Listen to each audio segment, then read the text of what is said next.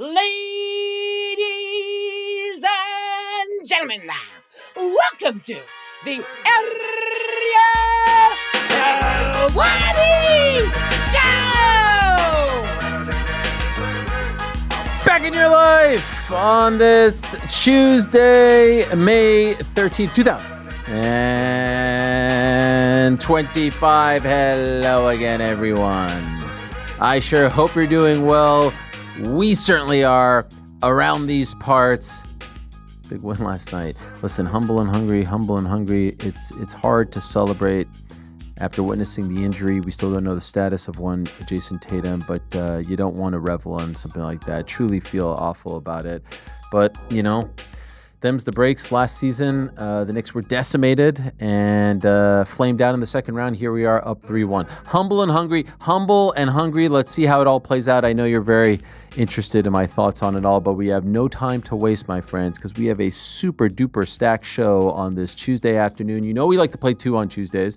You know we have the DAZN show coming up. We have 2 guests on that show. That'll be at 5 p.m. Eastern over on the DAZN Boxing channel. But today, right here and now, on this here program, we got a lot to discuss. And oh, by the way, in addition to everything going on today, and in addition to the great guests that we have on the program, we are being told that a big announcement is coming from one Dana White. Perhaps it will be during our show, perhaps after. Stay tuned. Now, as far as today's program, the big story, of course, is that the brand spanking new, reigning, defending UFC welterweight champion, the pride of Perth himself, Giacomo, a.k.a. Don Giacomo, a.k.a. JDM, a.k.a. Jack Della.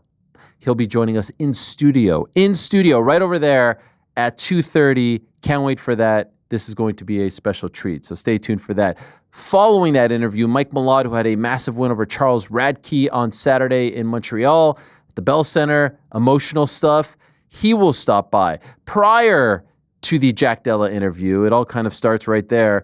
Prior to that interview, we'll be joined by Jasmine Jasudavicius. Yes, Mike's teammate over at Niagara Top Team. She had a phenomenal win over Jessica Andrade. Submitted her via RNC, and in addition to that, got her black belt. How about that? Jasmine climbing up the ranks now in the top 10 in the UFC's official rankings. And prior to that, we're going to be joined by Vitor Befort, the Phenom, who we found out on Saturday is being inducted into the UFC Hall of Fame in June, a couple days before UFC 317 in Las Vegas. Long overdue, and quite frankly, I was a little surprised that he wasn't in there yet. I thought he was already there. And so it is a jam-packed show. There's a lot going on. There's a lot to discuss with a lot of people. We love Tuesdays, and there's no time to waste. We'll keep an eye on the news as far as Dana White's big announcement is concerned. But as you can see right over there, Jack Della in studio, Mike Malott joining us, Vitor Befort joining us, Jasmine Jasudavicius joining us as well. But we shall kick things off once I get the word. All right, in a matter of seconds, with Bill Haney in studio, the father of one Devin Haney, an eccentric character in the world of boxing, the CEO of Devin Haney Promotions. Obviously, the last time we saw his son, Devin Haney, compete was just a couple of weeks ago right here in New York City, not too far from where we're sitting right now in Times Square. The Fatal Fury event, had a big win over Jose Ramirez. A lot to get into with Mr. Bill Haney.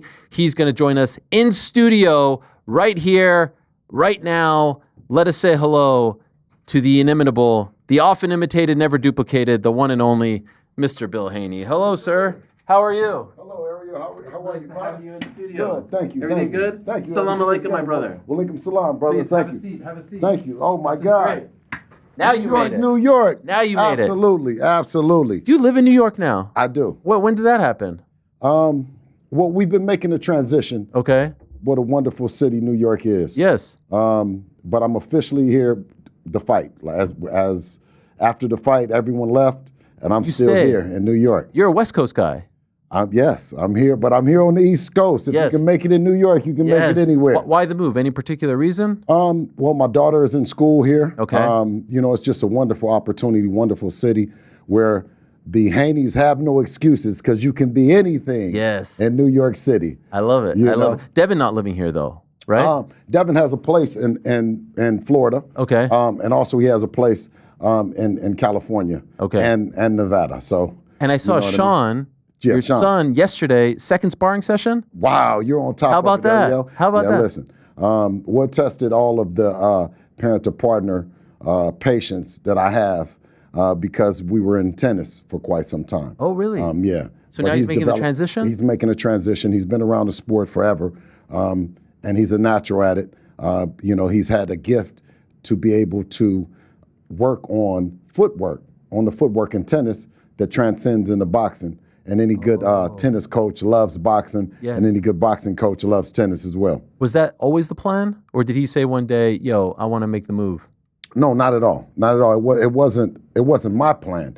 It ultimately comes down to what I believe in. My kids, they're going to go longer, harder, stronger, and faster about their dream and not mine. It's a passion that he's developed. And I'm just here as a parent, supporting him. But it was nothing that I encouraged. Okay. Do you want him to go into boxing? Like, you know what your son has to deal with. You know how dangerous the game can be. Would you prefer if your other children don't follow that path? Like I said, the more wisdom I get as I get older, I just get more open to what they really want to do. And I know that they're gonna be great. They're gonna be happy. You have one life to live, and may they live it in something that they're happy at doing. You know what I mean? Amen. And through that, a success. Okay, so let's talk about just a couple of weeks ago, Times Square. Now that it has come and gone, first I want to ask you about just like the whole show because Ryan afterwards said he felt it was a little hollow. He felt like it sort of felt like a sparring match, if you will. You weren't in the ring, but you took it all in. You were right there. We can't 100% trust anything that Ryan Garcia says. Fair enough. You know what I mean? Here on the Ariel Helwani Show, let's introduce combat to reality through Bill Haney's lens. Please. You have a wonderful opportunity in the mecca of media to put on an event, to showcase what we do in this sport. But you have no opportunity to lie and not tell the truth. Whether you're in the octagon or whether you're in the squared circle, there's nowhere to run or nowhere to hide. Yeah. Can we make that? Can we let, you know what I mean? Yeah. Right? And either you're prepared or you aren't prepared. Ryan Garcia, he said he had prepared himself. He said he was on his best behavior, but of course, he didn't have that one key ingredient, the elephant in the room.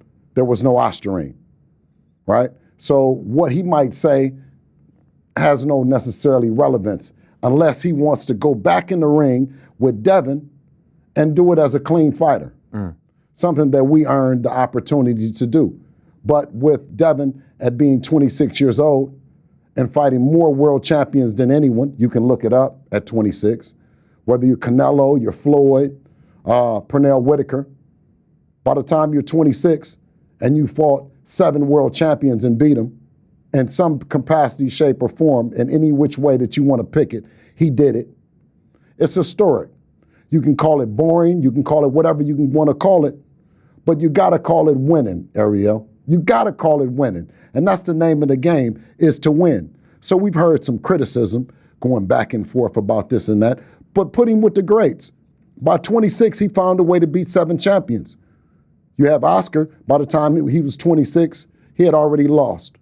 So the question of not Bill Haney and his expertise, well, you see, we're right there in history. Nor do we have the machine, that machine, that marketing machine, whether you're up under a top rank who we've worked with, you're up under a Golden Boy who we've worked with, or a Matchroom who we've worked with.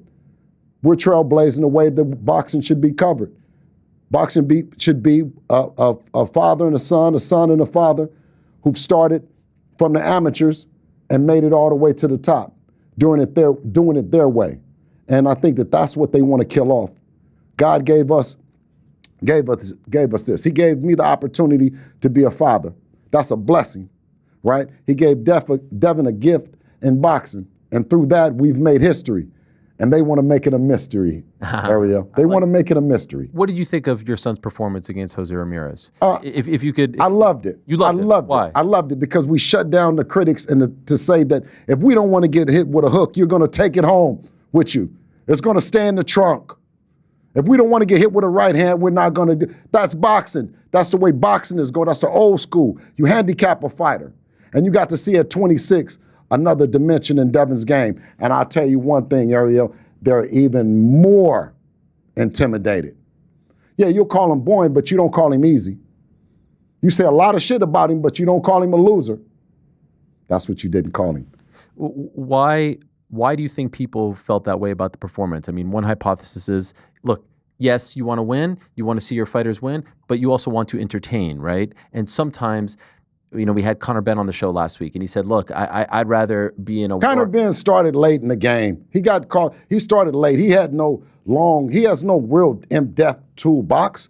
When you saw Conor Benn and Chris Eubank, no disrespect to him, but you saw two fighters that started late in the game. So you're not going to see dimensions to their game. So if you get two fighters that kind of know how to fight, you're in for a good fight. When you get a fighter with dimensions and a warehouse full of, an arsenal full of tools like Devin, boy, now you're going to see the science of boxing. It's called the sweet science. It's not rock 'em, sock 'em up. I get that. But to last in the sport and not come in last, you're going to have to know that. You're going to have to know the science. You're going to have to study it. And one thing about Devin is like I'm saying is we keep continuing to see different things at him. Oh, it was a hell of a team in Robert Garcia and the Golden Boy and Jose Ramirez and all that. But what they studied for Devin, no different than Papachenko when he studied for Devin. And on that night, we showed him something different, Ariel. You got to point that out. 100%. 100%. And to shut out a great coach and Robert Garcia, a two-time champion, a unified champion in Ramirez, to shut those guys out and not give them an answer back to anything we're doing in that squared circle is nothing but the sweet science. And they don't want to give credit for that. So guess what?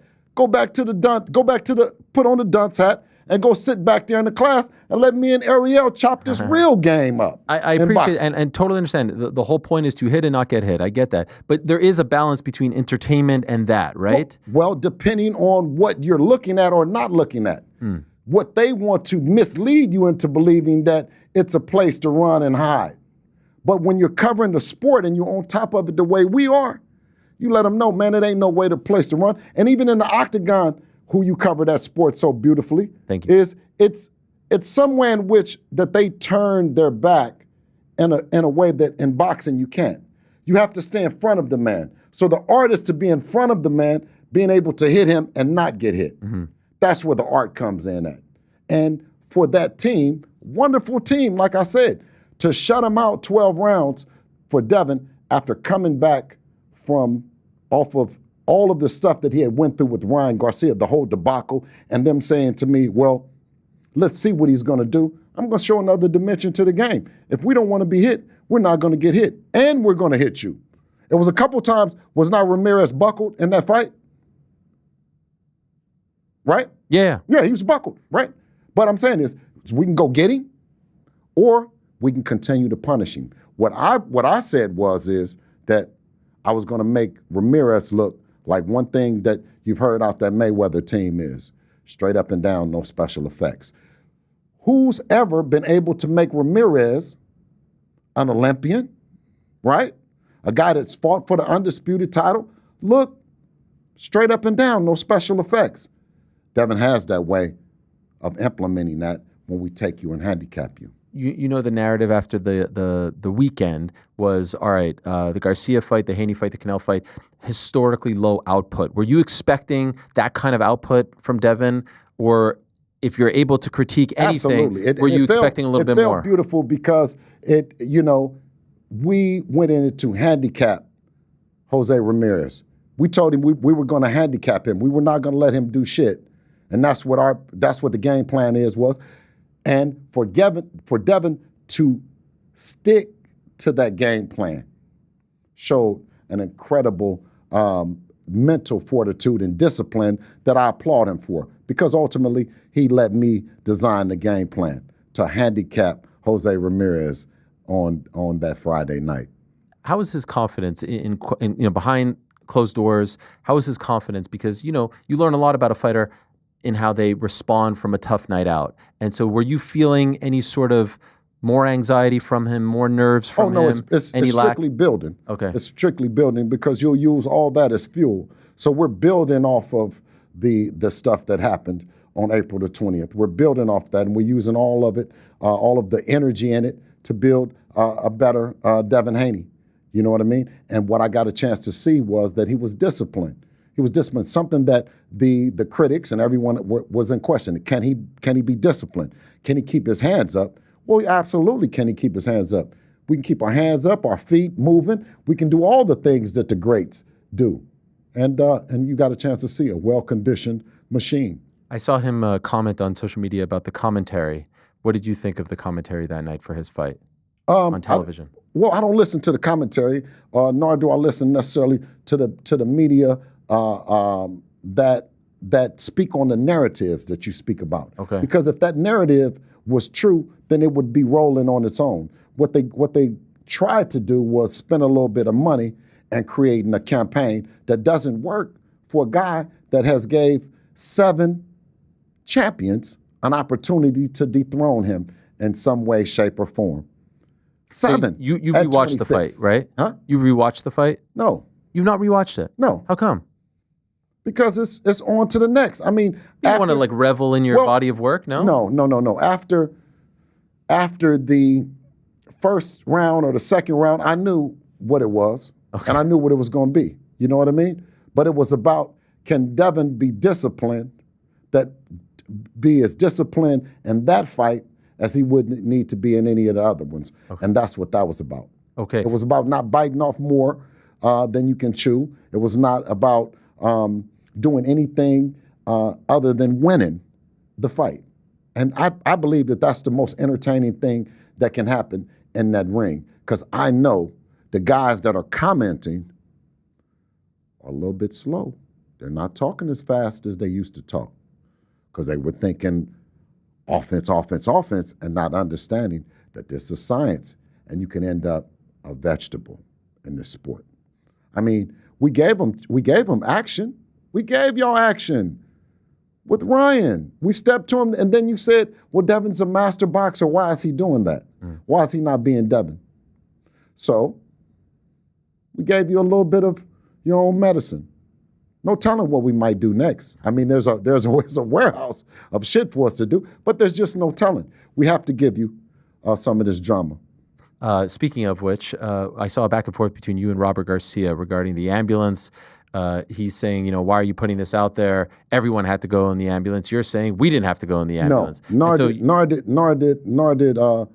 Rolly, who won. He didn't go in the ambulance. We didn't go in the ambulance, and that's what I said. I said that after, right, in this combat sport, in this sport that's that everyone says is so easy, and they say that there was no performance. Well, I said after the fight, he was in the back of the ambulance getting checked out for whatever you get checked out for, right? While they're saying that. It's easy for Robert to say what running and to say that, what does he can say, let's apologize. Well, his fighter is the one that's in the back of the ambulance getting checked out. While everybody is saying nothing happens, well, it's his fighter that's there, right? Right. It's his fighter that gave it the best, that we gave 36 minutes. 36 minutes. He has and Ramirez is a good guy, man, comes from a great, a well-respected part of California for me, sure, being from Northern California. And he had 36 minutes to change his family's lives, change the trajectory of his career. And he didn't do it. Why not be truthful about it and applaud the fact of that, Devin is better than what they're saying he is? Because it only undermines who Robert Garcia is and who Jose Ramirez is. It doesn't do anything for us. You could say that we're trash. What does that make you? I'm happy you're here for multiple reasons, because there's an opportunity to clear up a lot of things. Oh, absolutely. This is great. I saw yesterday some rumors and stuff. Can you clear this up for us? Some people insinuating that there was an incident regarding Devin and the New York City or New York State Commission, that there was some sort of incident between him. Is this accurate? Is there any truth behind this? False. They, and you'll see a lot of things surrounding around Devin, right? No physicality or anything like that? Some people saying that there was pushing involved, anything like this? Shout out to Champ Side, who coined the phrase along with us is, they say everything except let's fight. Yeah. You know what I mean? You'll hear some good things. You know, you'll hear a guy that's in our division, in or around our division, who might deserve an opportunity, like a Richardson Hitchens, who'll come out and say something about Devin and favorable into the style, because we know that styles make fights, and the more styles you have, the better fighter you are. You know what I mean? A pressure fighter like Jose Ramirez, who traditionally throws a lot of punches, right? Who should be punching like his life depended on it, or like his career depended on it. Chose to have the lowest out punch of his career. For us, and me being a true coach and also a fight fan, well, I know what kind of performance that was, what Devin did to him. You negated that there was no offense. But just to clear it up, nothing happened beforehand with the New York Commission? No. Okay, nothing. No. What I'm saying is a lot of other stuff that's happening in New York. And like I say, shout out to Richard Hitchison and that fight that they're about to have 14th, with George Kambosos, a hell of a team in that Kambosos family who just continue to keep fighting, George and Jim. So shout out them, and shout out to, like I said, a great fight between them that should happen. But this shit about somebody, and I ain't heard nothing about that, don't know anything about that, and I would be the first one to know. Sure. I saw you guys come back to watch the Garcia fight. Obviously, you have a vested interest. As you're watching this performance unfold, Garcia's performance against Rolly, and Rolly winning the fight and ultimately wins the fight, what are you thinking? I was dying to know what you and Devin were thinking, because is there a part of you thinking like, holy crap, we did our job, we won, and now the big rematch is slipping away? Well, Allah's the perfect planner, right? God is the perfect planner. What Devin had said then, and for Devin to be vindicated for himself and the people, and seeing that, no, you don't just gotta just beat that guy. That guy's over there beating himself. He had an opportunity where it was a classic 3-3 amateur rival, and he came in dirty, right? Mm-hmm. He came in dirty because when you face a Devin, that's what, everyone gets up for him. But when you facing Devin, you're like, man, I can't lose to this guy, man. I can't lose to this guy. It was okay to lose to Rolly. It was okay. And the thing about that is I think he'll be forever haunted with that PED stuff, where he tried to sweep it up under the rug like it was nothing. So shout out to all the athletes that are clean, and all the young athletes. Continue to being clean, because that PED shit is a terrible cloud to hang over you. Why do you think, okay, so one guy tested positive a couple times, one guy didn't. Yet the guy who didn't, in the aftermath, has been vilified, has turned into the villain, and the one who did is sort of like the people's champ, if you will. You know what I mean? Is loved by a lot. Why is your son vilified when he technically did nothing wrong? You know what? I think that it's a strong media push for that to happen. We have took the non-traditional route and went for the people, and saying that listen, it's comforting to maybe ride with Bob Arum and that machine, or Golden Boy, or PBC, or Eddie Hearn. But then the narrative will be created that you have to roll with them. What we wanted to do was provide hope and inspiration that other teams, father and sons, that if you have enough talent at home and you have enough discipline and wisdom in the house, that you can truly make it. So, but within that, you have enemies, whether it be press, whether it be promoters or whatever. So the stories that they run, we embrace it. We embrace it because we know that it's not us. So being the villain, I mean, I think that we're the heroes, actually. Does it not bother you though? Like everyone wants to be loved. Everyone wants. No. No. No. Don't you want to? I mean, you put your time and effort into this. You want to be respected. Do you feel like you are? Do you feel like you and your son are? Listen, 7 world champions without being in the machine. Well, guess what? The next father and son is listening. Somebody is listening, no matter what. It's not them that work for Oscar, that's running Oscar's print, or running Floyd, or running Canelo's print. The numbers speak for itself. Men lie, women lie, numbers don't. Devin has more world champions independent under Devin Haney Promotions and himself than any of those guys by 26. So that says that's company of the greats. The other guys in his division, there's other guys that's operating right now is just operating in the Devin Haney era. The obvious is the lawsuit, right? People said, you don't do that. You don't like that. That's breaking a code. Is there any part of you that regrets doing that?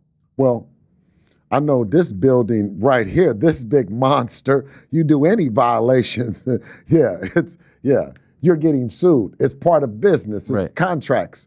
It's lawsuits. It's business. And when you've reached this height, right, where you're going against the big boys, it's all part of it. It's not none of that yo-yo, that other stuff that goes on. I mean, and so when we share it with the world, we share the good, the bad, and the ugly. Ariel, we got to do it. We got to let you know that that's part of it. But one thing that you'll say about Devin is that we've adhered to every part of the contract. That's why we've been in the business and we've been successful enough to have 7 other champions from all different companies do what we call make events happen. Mm-hmm. Do what we call good business, right? If we were doing bad business, if it wasn't the way. So I think that you'll hear a lot of narratives being created, but they have no steam. They have no luster because they're not real. Where does it currently stand? Where does it sit right now, the lawsuit?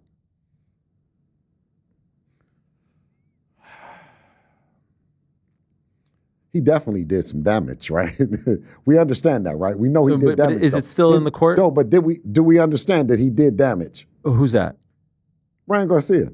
Damage to your son? No, he did damage by coming in on our stream. I mean, when you say damage, what do you mean? Do you mean in the fight, or do you mean like to his reputation? Both. Well, sure. I mean, he claims he didn't know, but yes, that was in his system. So he wins the fight, and then it gets taken away from him. He gets the 1-year suspension. Historically, in combat sports, you get a 1-year, a 2-year, or a banishment. Right. You don't historically see, as you well know, the fighter sue the other fighter. Not saying it's wrong or right. I'm not weighing it. I'm just wondering where it stands right now. No, so everyone, for the record, we haven't been compensated. If damages were done, well, at all? No. What I'm saying is no, in no form or fashion. You're getting a call. Maybe that's Ryan them calling right now to settle up. Yeah. You know what I mean? But is the lawsuit still alive in the courts? But this is what I'm saying is that if we both agree that there are damages, now this is just me and you, this is not Devin. Sure. I mean, this is just me and you. I believe that there have been damages. You believe that there have been damages. But Devin, who I work for, hasn't been compensated in any way. And I'm sure he's cool with it, but that doesn't necessarily sit well with me. So the fine and all that, none of that went to Devin? Nothing. All to New York? All to Oscar De La Hoya and Golden Boy Promotions, who historically doesn't take care of fighters. Right. You see fighters complaining all the time about being compensated. No one is being compensated over there, right? And we did a deal with them, and we were damaged. Even the New York State Athletic Commission agreed that we were damaged and awarded the fight promoter and promotion $1 million, in which that we weren't compensated a dime. Wow. Right. And so you did tweet recently like, hey, if we get the rematch, I'll drop this, right? Right. So does that still stand? Well, yeah, exactly, because that's the compensation we need is whipping his ass. Why not both, though? Why not get compensation for the damages and the rematch? Why does it have to be one or the other? You know what I mean? Like I said, it sits better with us whipping him out for it. You know what I'm saying? Okay, so why not have that fight on May, whenever that was, 2nd? Why wasn't they were both there that night. Everyone wanted to see it. Why wasn't the fight booked that night? You're both available, as opposed to, tempting fate with these other fights.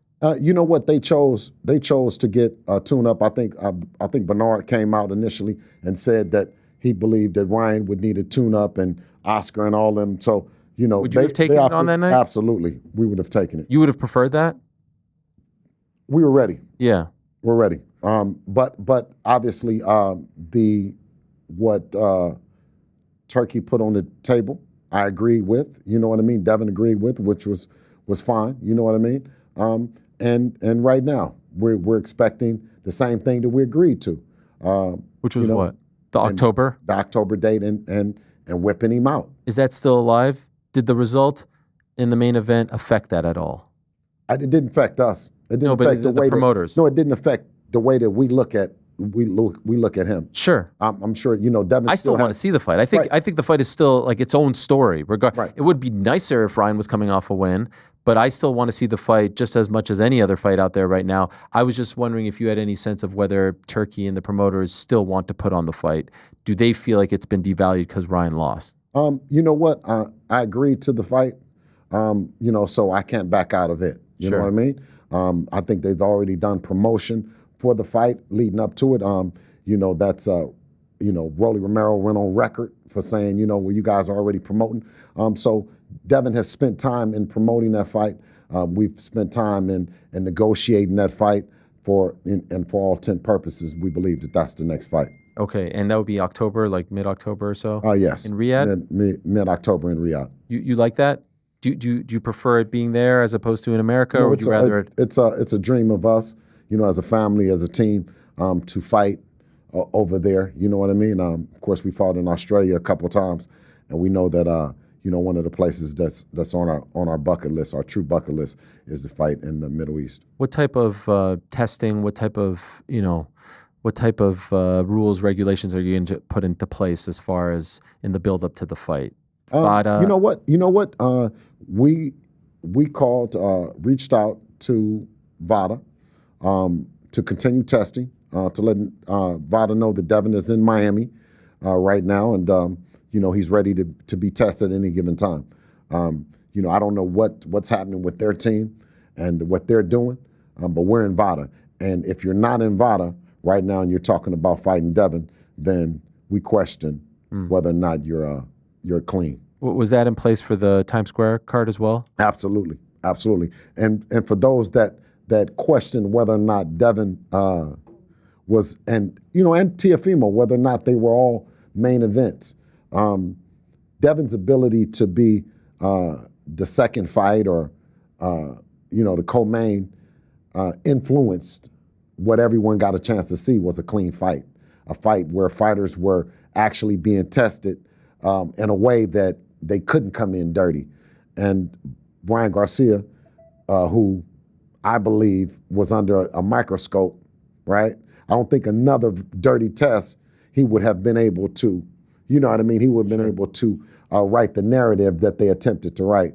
So, I think I attribute that to Devin standing on his all 10, and saying that he won't be involved in a fight that isn't VADA approved. And also shout out to Turkey and Sela and Ring, who aren't as vocal always about VADA, but they work with VADA as well as all the other companies do. But they did a great job in providing the budget that was needed for the fight, for all the fighters to be tested the way that VADA believes that they can be tested and detected. And so it was a great night for boxing, and I believe that if the media writes the story the way it is, then you'll understand what you saw. But a lot of times you have fans that just come to the sport, or you have fans that are being influenced by their favorite fighter or their favorite company, and they're writing false narratives. In your opinion, how big of a problem is it in the sport right now, PEDs? Do you think a lot of guys are finding ways to skirt the system? You know how big of a problem it is you only have one fighter that's 24/7, 365, Devin the Dream Haney at 26 years old. But once again, I said he's the youngest guy with the most champions, so he'll truly be the most concerned about guys coming in hot. Do you think a lot of guys are doing it? I don't think that a lot of guys are concerned about who's doing it. So that's where I accuse them for being. What do you mean? Is the concern. Like the conversation that we're having right now, Sure. You don't hear this conversation as open as we're doing it. Sure. So that kind of concerns me. I don't know if they're doing it, Okay. but I sure know they're not talking about it, and they're definitely not trying to bring light to the situation. Yes. Was this something that was on your mind before the Garcia fight, or did the Garcia experience kind of open your eyes to like, holy crap, this? Oh could no, change things? I knew going into it. I knew that Devin, at a very young age, had the skills and the boxing IQ to go far in the sport, and I knew that the only way to slow him down would be, or one of the ways would be is bringing in someone on PEDs. So I've always been concerned about it. We've always been VADA tested. I think Devin has tested. I don't want to call out a number, but it's like with 7 champions, obviously, you know, and all of those fights, VADA has been testing. So, you know what I mean? I just encourage other fighters. If you are clean, then, you know, speak on it. So we can, you know what I mean, have the sport, bring the sport, when they always say make the sport great again, well, let's make the sport clean for once. I saw just a couple of days ago, Oscar said he will never sit on a dais with you again. If this rematch comes to fruition, we all hope it does, how's this all going to play out? Listen, Oscar doesn't dictate anything. The people that want to see the fight, you, right, and your audience, they're the ones that dictate what fights happen. You know what I mean? And for that matter, if he's not dancing, matter of fact, what does he have over there? Who does he have over there? When he's talking about going at Devin, if it's not Ryan Garcia, who does he have? So if he thinks Ryan Garcia is going to get beat because he's not on PEDs, then you don't have anything. So he's not saying anything. We run through companies. By the time we get through, if I do a deal with to give me a fighter, just like when we did it with Top Rank, it was for whatever Top Rank had. It could have been for Lomachenko. It could have been for Shakur. It could have been for whoever he had. Same thing with Eddie Hearn, Regis Program, whoever you have. Yeah. Devin has the style that gives any fight that he's in a problem and a big chance for Devin to win versus lose. So in other words, you're saying he has nothing that you want other than Ryan? Other than Ryan. So, but let's say we get to October and the fight's happening. How are you guys going to be able to coexist, you and Oscar? Because Ryan's one of his guys, and that's likely the next fight. Long as he's over there on that side and I'm on this side, we all right. Long as he don't cross sides, stay on that side and I'll stay on my side. How do you feel about Oscar?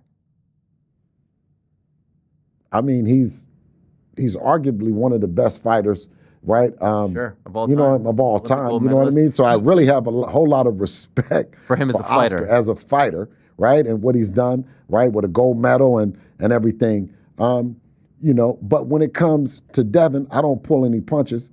That's my job, right? And that's somebody that I love and I care about. So when Oscar is shooting bullshit and nobody else calls him on it, I feel compelled. So he said, I can't believe Devin hasn't fired Bill yet. And I can't believe Ryan hasn't fired him because they still don't have a championship over there. Still. He got right there to the door. He can't make Ryan into a champion. Ryan, I feel sorry for you. I feel sorry for you. I don't see how he's moving him, right? Because at the end of the day, Ryan Garcia, who had 12 national championships, right, as an amateur, I believe it might be 12. You know, Henry, don't quote me because it might be more, but you don't have one world championship. Whose fault is it? You know what I mean? So when you talk about that and you take a chance fucking around now, you know, who knows where it might go. Did you see some people say like, hey, Ryan's better when he's crazy. When the Ryan who showed up in April, the drinking and all that, he's better. He needs that. The guy who showed up a couple weeks ago was too subdued. He needs to go back to crazy Ryan. No, what do you make of that? The Ryan that you got a chance to see is the real Ryan. Which one? The last Ryan. Okay. That's it's funny that he got 2 of these motherfuckers, right? but shout out to Henry and his wife who produced 2 motherfuckers. Golly. Yeah, right. So, but you just didn't know if he was going to show up, Ariel. You didn't know if he was going to show up against us. It was hard to train for that motherfucker. It was hard to, you know, and then you have a decision to make when he's 3 pounds overweight. So that person that they're asking for, you know what I mean, is not anything for boxing or anything that boxing needs.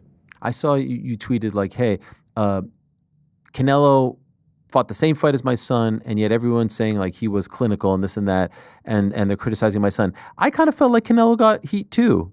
Did you not but feel shout out to Antonio Tarver, who carefully. There's your stats right there. Yes, but shout out to Antonio Tarver, who didn't cover this stat, who carefully pointed out they want to say Devin broke a record, and I don't know how you break a record in 4th, 5th, 6th, whatever place. That's not breaking a record. Either you broke the record at number 1 or you didn't.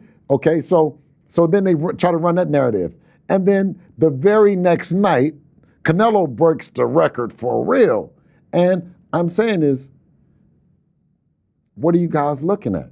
You know what I'm saying? Are you looking at a fighter in Canelo that has a problem with the great Eddie Reynoso and cutting off the ring?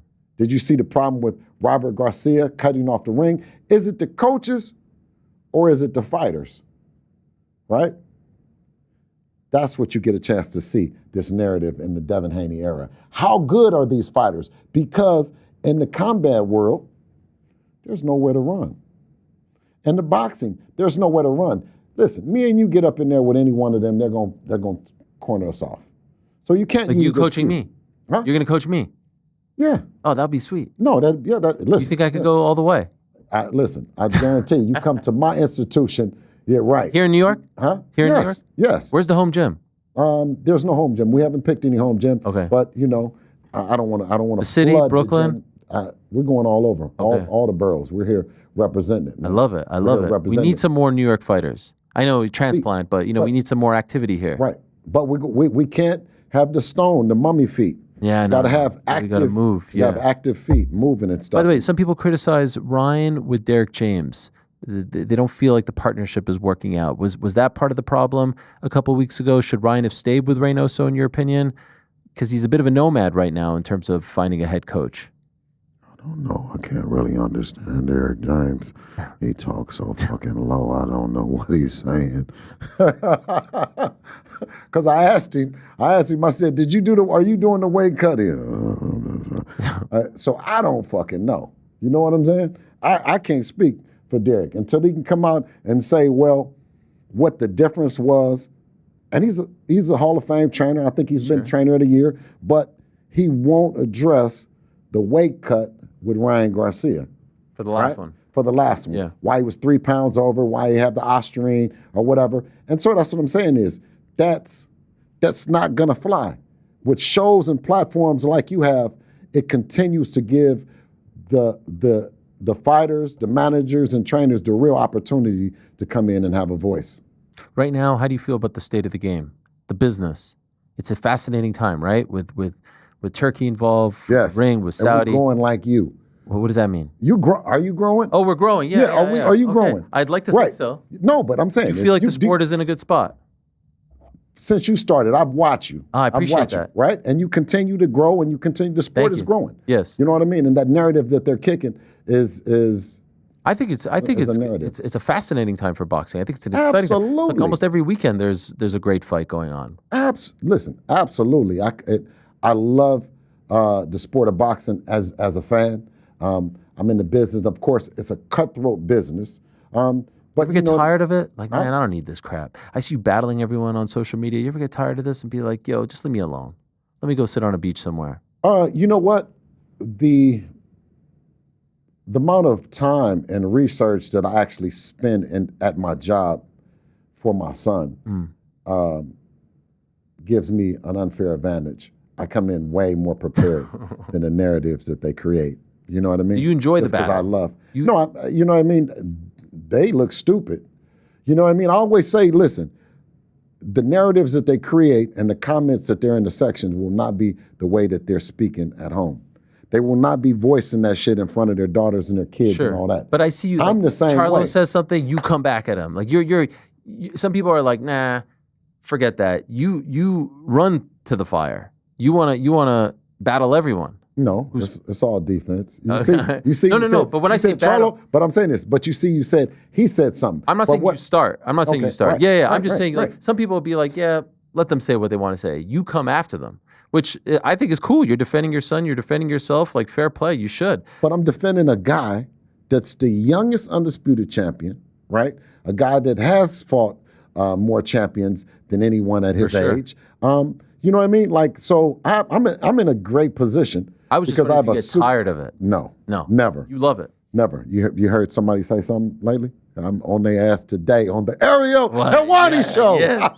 Yes. No, I know. Listen, respect, man. I mean, who, if not your father, who is going to back you, right? Like Yes. the bond between a father and a son, there's nothing greater. I have 3 Yes. kids myself. I would walk in front of a train for them. Yes. I get it. I Yes. get it. This brings out a passion. And maybe some people think like, oh, they equate you with like coach, manager. No. This is father, son. This is Yes. a different level of bond. So I respect the fact that you want to go to war for your son and back him.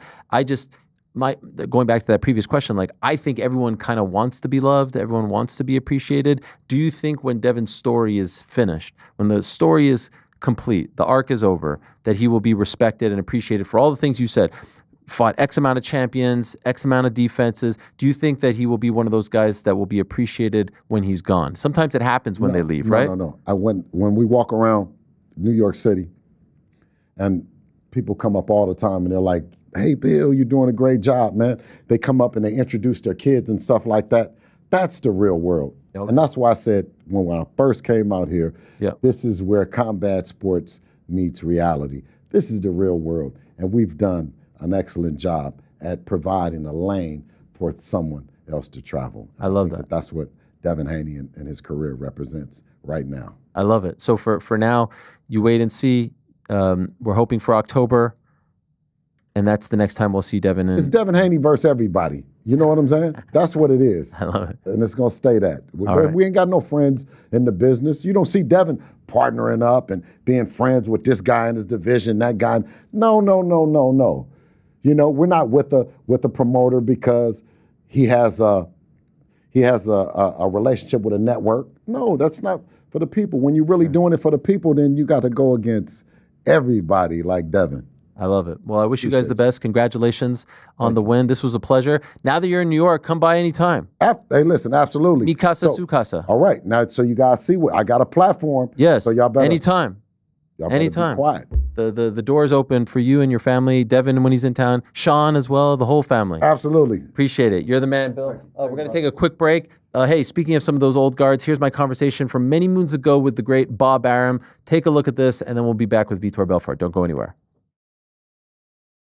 Ariel Helwani for fanhouse.com at Yankee Stadium for the Manny Pacquiao-Miguel Cotto press conference, and we're being joined by Top Rank's Bob Arum. And Bob, this is a very exciting event for New Yorkers to have a press conference here in Yankee Stadium. Do you think we'll ever see the day that we'll see a big fight here?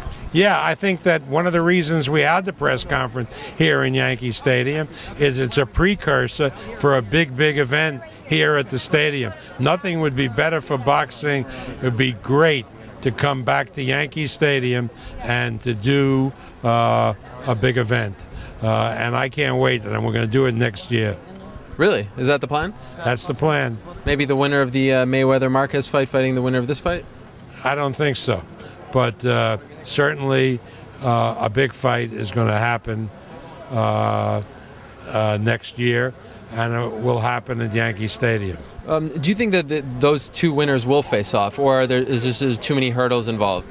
I really can't tell. I mean, let's see who wins, and then we'll see. Marquez is more predictable than Mayweather. So if Manny wins and Marquez wins, the drum beats will roll for a Manny-Marquez fight, which is would be a real possibility.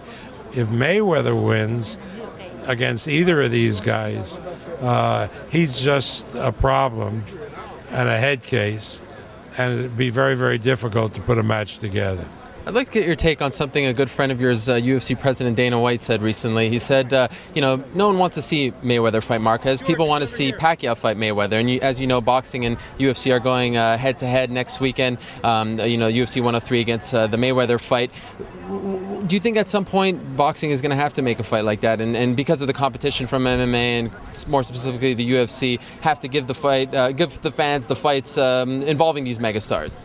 Well, Pacquiao and Cotto is the best fight that can be made. Legendary stuff. Yankee Stadium, Bob Arum, September 2009. Holy crap. That's a long time ago. That was what?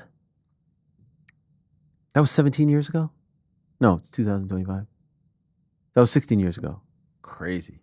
Unbelievable. You know why I chose that clip? For a couple of reasons. I chose that clip because Bill Haney was here, and obviously we were talking boxing. And what a character this guy is! Holy smokes, he's just like a Tasmanian devil of energy, and so it felt like a nice classic clip. But also, I chose that clip, believe it or not, is because on that day, Bob Arum was promoting a fight involving Manny Pacquiao and Miguel Cotto, and that weekend, the story was boxing and UFC going head to head because Mayweather was fighting Marquez, I believe, and UFC 103 was happening in Texas, and it was Vitor Belfort against Rich Franklin. And it was one of the few times that there was a big boxing event and a big UFC going toe-to-toe, and that's where the whole thing with Bob played out. You see how it all works? And so that leads us to our next guest, who on Saturday was in attendance at the Bell Center in Montreal. There is a guest fighter, and all of a sudden, a package plays, and he finds out, I believe at the same time as all of us, that he is going finally into the UFC Hall of Fame. We're talking to the legend, the phenom, the one and only Vitor Belfort, the pride of Brazil, joining us right now. There he is, my old friend. Hello, Vitor. How are you? I'm doing great, Ariel. It's so good to be with you again. We have stories, no? We have a lot of stories. It has been many years. And it's a great pleasure and privilege to have you back on. And I should say, parabéns, congratulations on the great honor. Is that in fact true? I was talking to your agent, the great Lloyd Pearson, about this, wondering if you knew beforehand. The emotion on your face suggested that you didn't know. Did you know that you were going into the Hall of Fame when you attended the event that night? I have zero expectation of that. And you know me, man. I'm a real UFC entrepreneur. You know, I help build the sport when no one was watching. Actually, we get banned from pay-per-view. I was there when we get banned. You can have porn, but you could not have UFC. And I love what, the Fertitas brother did along with UFC, now the endeavors. It's just beautiful to see the respect what they gave me and the fans. It's beautiful. A lot of message, and it's something that I'm grateful forever, and I'm honored. But it's very important that I never compete to chase that. I think the people that get inducted, and I know everyone is different, but I feel emotion because I remember with 16 years old, I'm getting on the plane, convincing my parents that UFC will be bigger than boxing one day. And no one believed it. My dad, I dropped 8th grade and they sent me to America. I convinced Carson to move to America.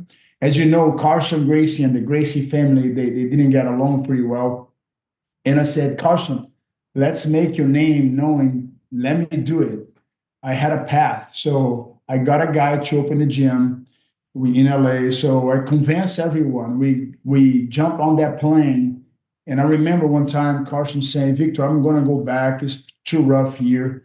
I said, give me one more chance. Give me a couple more months. So when I was 18, I got that fight with John Hess. And that's the story. That's the beginning of the journey right there. So I'm wondering, what did they say to you? Did they say like, hey, just come be a guest fighter? How did they get you to come to Montreal so that you can have this moment? What was the story that was told to you? So they invited me to go to UFC Miami. I was there. I saw the induction of Amanda. I was very happy for her. I thought it was a beautiful moment. I said, and then my wife said, you think one day they're going to do that to you? I said, Joanna, I don't know. You don't. The only thing you can do it. You honor is something that you earn and people give to you. And I mean, and I think we are so happy for Amanda that day. I thought it was beautiful. And then I was there, and they put me on the front seat row. I was great. I didn't have an idea that all of a sudden they started coming cameras. The thing. I've been seeing everyone get inducted, and I cherish, I celebrate because I knew how hard it was for us to become a sport, a mainstream sport. Now you in ESPN, the sports in ESPN. That was my dream, to be in ESPN one day. And I think we took a long time ago. I don't know how and why it took that long, but here we are, man. We are, if not the biggest sport of combat, we are the biggest sport of combat sport, there's no doubt, but one of the biggest sports in worldwide, I think. 100%. Certainly, as far as combat is concerned, the UFC has come such a far way since you were fighting. And that actually leads me to the thought when I was watching that, I don't look at everyone who's in there and it's been going on for so long. I was like, wow, I almost kind of assumed you were already in the Hall of Fame. What took you so long to get in? It feels like you should have been in there a long time ago. One thing, Ariel, is this. The Bible says there has time for everything. Time to reap, time to sow, time to cry, time to laugh. And I mean, everything takes time, and I know. And I always thought about when you earn something, you earn. But of course, being inducted, it's the organization itself. It's big, I think they have their priorities, and I'm very honored to be inducted. But I like to always mention, the young generation is the values and the whys of why are you doing this? The why question. I never did this to get the glory of people. I really wanted to feel my dream. And so my dream was promising my parents that I were going to be successful. They trust me. They sent me, let me drop 8th grade in Brazil. I promised Carson Gracie that I was going to become UFC champion, and I gave it to him. And I promised. I remember when the Fertitta brothers, in Dana White, they took me to this room, me and my mom, and they said, we're going to make this the sport that's supposed to be, everyone's supposed to. So we're going to need you to fill the roster. So I remember signing with them, and they promised me, and I said, I'll promise you, I'll make this sport go mainstream in Brazil and help you guys in America. So one time, as you know, Brazil was bigger than America. Was much bigger than America. We became mainstream Brazil before, because I moved from America to Brazil to help my sport grow there. I became the re-ambassador of UFC, and along after that came all the generations came after me, because they looked at me like Anderson Silva, Minotauro, and all of them. So, and it was beautiful, because the thing with all these young athletes is not fighting to be a UFC Hall of Famer. It's fighting for, enjoying the process, making history in sports. And now it's a mainstream sport. So it's where your faith is anchored, and the why. I always ask my kids, why are you wanted to be that famous? And why you want to be a football player or a volleyball player? Where is your why? So my why is to glorify the name of God in everything I do. And I think I did that pretty well. And I'm very, very thankful to be in the Hall of Fame, but I'm more thankful to be on the Hall of Faith. Something that is not my merit, it's by the grace of God. So I'm very excited for this journey along with you and many other people that help the sport. You are one of the figures that helped the sport to be where we are now. And the rest is history, Ariel. So you look fantastic, Vitor. You're 48. You just turned 48, so happy belated birthday. Your last fight was in 2023. That was the boxing match against Jacare Souza. Are you officially done competing? I usually, when you speak to a 48-year-old former fighter, if you will, it's an obvious question. But with you, I think we never really know. So are you officially done competing? No. So I want to just take a time. I know boxing and UFC now is getting together. Yes. I'm going to tell a short story. When I fought, I don't know if you know that, but when I fought Tank Abbott, right after the fight, my mom, along with one of the managers and the lawyers of Muhammad Ali, I think was CAA agent, they tried to sign me to become a boxer. So they took me to have lunch with Muhammad Ali. Wow. I remember arriving in a hotel. They take me to my room. Outside of the door came Muhammad Ali. He had Parkinson, as you know. He couldn't talk. He had his interpreter. That there was a photographer that always walked with him. I forgot his name, but he was there. Lifer, I think was his name. Yeah, we were having lunch, the lawyers, the managers, and they had a contract, and they had a contract, I think it was like $2 million back in the days. So it was a lot of money. When I saw, I just asked the contract. My mom said, similar, I just want to see it, how much money. We made $50,000 to fight UFC a tournament, and then I just fought Tank Abbott's, just one fight on the night. You make another 50 grand. And then I remember $2 million. I say, oh my God. So, but I mean, it's not just one fight. They sign you a contract. It's a contract of boxing is different than what people think. It's not $2 million for one fight. It's $2 million the contract. So for many years, so they're gonna pay your purse. They're gonna, it's not guaranteed money. But I saw the amount of money. I love it. And the only thing I asked them back in the table, I said, I will be able to do both UFC and boxing. They say, no, you're going to have to quit UFC and become a boxer. I look crying to my mom and say, Mom, I can't do that because I believe UFC one day is going to be bigger than boxing. And I had that in my mind. And I remember that I didn't sign that contract. So I always wanted to box. I almost made the Olympics in 1998, representing Brazil. So I never had opportunity to do this both. And I was very happy to see Conor be able to box Mayweather. And I think that crossover is going to help showing that MMA guys are great boxers. You see the Australian fighter, he's an amazing boxer. We have Tapoya. We have so many other fighters that are amazing boxers in MMA. And that my dream is to be able to have a glove like I designed to bring these two sports collide together in the rules that we'll be able to grab his hands, fight hands, not elbows, anything, but see who has the best hands in a real fight, in a real grabbing manhood fight. That would be my dream. I think I will never be able to do that, but I would love to launch that kind of event that, I hope Dana White one day can put that together. But until then, I want to box. I love boxing, and I think I still got it. So it's just fun fights. Nothing. I'm not looking to fighting for the title, but I'm looking to do some business. And I think a lot of people didn't have the opportunity to see me fight in 2013. Is one of my best years.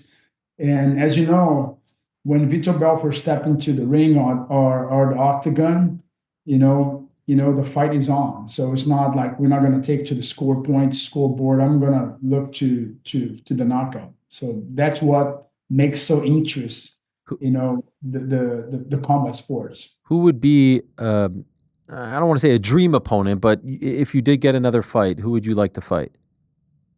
I think it's fighting. You got to be someone that makes sense. Someone that will make sense. Like someone that we have history together in the past. Like, let's say, Anderson Silva, Vanderlei Silva, you name it. Like Jake Paul, this young generation. Maybe the Tyson Fury's brother. I really admire that kid. I really admire what Jake Paul is doing. Fight that will make sense, business. This young generation. Because if it doesn't make sense, I'm not there. I'm not looking, I'm not doing this just for the money. The money is just part of it. It's part of the process. I'm looking for a legacy, what legacy we can live on. So my dream, Ariel, is I patent this glove. As you know, I'm going to send one to you. It's called BMA. It's creating a boxing fight where we MMA guys can grab the hands in the clinch. No elbows, no takedowns, just hands, just manhood. Let's see who has the best hands. Because I guess on the clinch, the boxing clinch is one thing, the MMA clinch is different. So we're not going to kick the boxers, we're not going to take them down, but let's see who has the best hands, who can fight, who can endure the grinding. So that would be my dream, to combine these two sports as become a hobby for both athletes, and hopefully one day I can find a promoter that they will let me co-promote with them and bringing this to reality. I would love to see, let's say John Jones fight Anthony Joshua on that glove. That would be a dream fight for me to see it, and I believe for you too. But not just boxing. John Jones will be able to bring the clinch, grab that guy. So I really think now we increase 50% chance in John Jones. Now it's becoming a 50-50. What do you think? No, I mean, there's a couple promotions out there that are trying to doubt. There's the Platinum Perry Dirty Boxing promotion that has a variation of this, although there is some ground strikes as well. So it's not exactly what you're saying, but I understand you. I mean, you would know. You used to have in your prime some of the fastest hands in the history of the sport. And actually, by the way, I just saw on social media your son Davi, who is a great quarterback, who I know is going to play for UCF next year, Central Florida, University of Central Florida. He appears to have same kinds of hands as his old man. I saw some very impressive hand speed there. Look at this. Put his clip. What's that? Put the clip. You put the clip. Look at that. It's fast. His shoulders, the trend, the way he's separating his shoulders is insane. So the separation. So becoming a good striker, boxing for quarterbacks, you got to be able to transfer your shoulders. So, and he has speed. The kid run a 4.3 and he's tough. But I mean, I told him, say, stick with football. He definitely can box. He has a dream to do some boxing fight one day. I believe he will. Okay, so that was my question. Do you think eventually he will ever follow in your footsteps and become a fighter? 100%. Maybe when it's like a hobby. It's like, example, Michael Jordan play baseball. Am I right? Yes. What's his name? The boxer that play basketball. Roy Jones. Yes. Way back. I think Davi is no doubt one day he will box. That's on his blood. He loves it. He spar with me all the time, and I coach my kids. All my two daughters are amazing athletes as well. All the kids here in the hands. You gotta know how to strike. You gotta know how to impose your will. That's my daughter. She's right now at the Brazil team. She got invited to be on the Brazil volleyball team. Incredible. Well, she's not a fighter, though. Is she a fighter as well? They are fighters in the house. Like I said, they all have to learn how to strike. So my other daughter is a track athlete. She's just run the third on the state. Wow. On the 400-meter hurdles. Kiara, she's a beast too. So the fruit doesn't fall far from the tree as long as the tree nurturing, with time. Yeah. A lot of parents, a lot of parents, they don't invest time on their kids. My priority in my life, you know me for a long time, it is my wife number one and my kids number two. So, and that's been the most successful. You say, what's your title? What's your Hall of Famer? First thing is the Hall of Fame, my faith with God, but be able to leave the legacy to my kids. And today, be able to have more time to be able to coach some athletes, some young athletes from different sports, mentor some people. I'm really going to that direction because I feel like the next generation it's not hard to succeed because a lot of distraction. And this distraction, especially with the NIL, with a lot of things pulling your attention everywhere. And the athlete, sometimes you got to just have one mentality. There one plan A. They ask how many plans you have. You just have one plan and many routes to get to that plan. You know what I'm saying? Mm-hmm. Yes. By the way, I wanted to ask you, I saw an article. I wanted to know if this was accurate. Your old foe, John Jones, you suggested to him, don't fight the Aspinall fight. You have nothing left to prove. Just, walk off into the sunset. Is that an accurate assessment of how you feel on the situation? Yeah, I would like him to fight. If Mayweather had a chance to go boxing. Thinking about that, I'm just talking business right now. If right now I'm hearing John and say, John, what's next for you? Next for you, it's to be able to leave the legacy, creating a legacy to all the athletes. So I'll get John Jones and say, Jones, let's challenge him. The British fighter, the Anthony Joshua. Let's ask him to come and box with you on these gloves. It's no fingers exposed. It's not like this dirty boxing, nothing. You're just gonna use your hands. You guys gonna box 12 rounds, 3-minute rounds. But the rules is you'll be able to grab his hand, you'll be able to grab his head and punch him, and on the clinch. I think that will be the fight that will break pay-per-view, that go viral, especially now with Dana promoting, boxing. I think we got to level it up, creating the 50-50. We MMA athletes always went there and boxed with them. Now let's bring in the middle. Let's meet in the middle. John Jones is the perfect guy to make that fight on the BMA gloves. And this is gonna, I'm telling you, do this. We're gonna see the numbers rise to the top. Pay-per-view never seen before. As you know, Ariel, I think at least people should respect me for everything that I called before, and everything happened. Everything happened. Remember, some people have authority to ask for things. I know MMA and boxing, if they meet together, it's going to be a business that they're already in slap boxing. UFC is already in slap. I want to bring this to Dana. I think Dana should start promoting, fights between boxing and UFC. Imagine this fight inside the cage, inside the octagon. This fight, John Jones and the Anthony Joshua. What do you think about that? That would be crazy. That would be crazy. I think there's a lot of money that would have to be shelled out to make that happen, but it would be a scene. And I love your passion for it. I love how into it you are. And you have his ear. You'll be seeing him in June at the Hall of Fame. And I'm so happy that you're getting this opportunity, Vitor. And so I just want to thank you and congratulate you again. And I can't wait to see you get your rightful spot in the Hall of Fame come June in Las Vegas. I look forward to seeing it. Ariel, I have a question. If I ask you, what is your favorite fight of Vitor Belfort that you love? With your favorite, like pick one and pick two and pick the third. So 1, 2, 3. Number 1, Michael Bisping. Number 2, Vanderlei Silva. And let's say number 3, the Rich Franklin one was good. The Luke Rockhold one was incredible. Yeah. When you fought in Affliction, when you kind of came back, I believe was it against Terry Martin in Affliction? That fight was good. That was a great knockout. So those are a few that come to mind.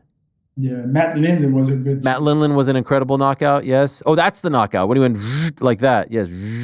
When he went down like a tree. That was an incredible one. There's a whole history dating back to I think 1998. You're a legend, Vitor. So thank you so much. It's great to have you back on. And I wish you the best. Thank you for everything you do for the sport.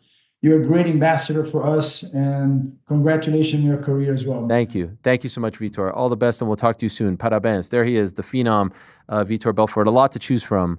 But yeah, no, what'd you say?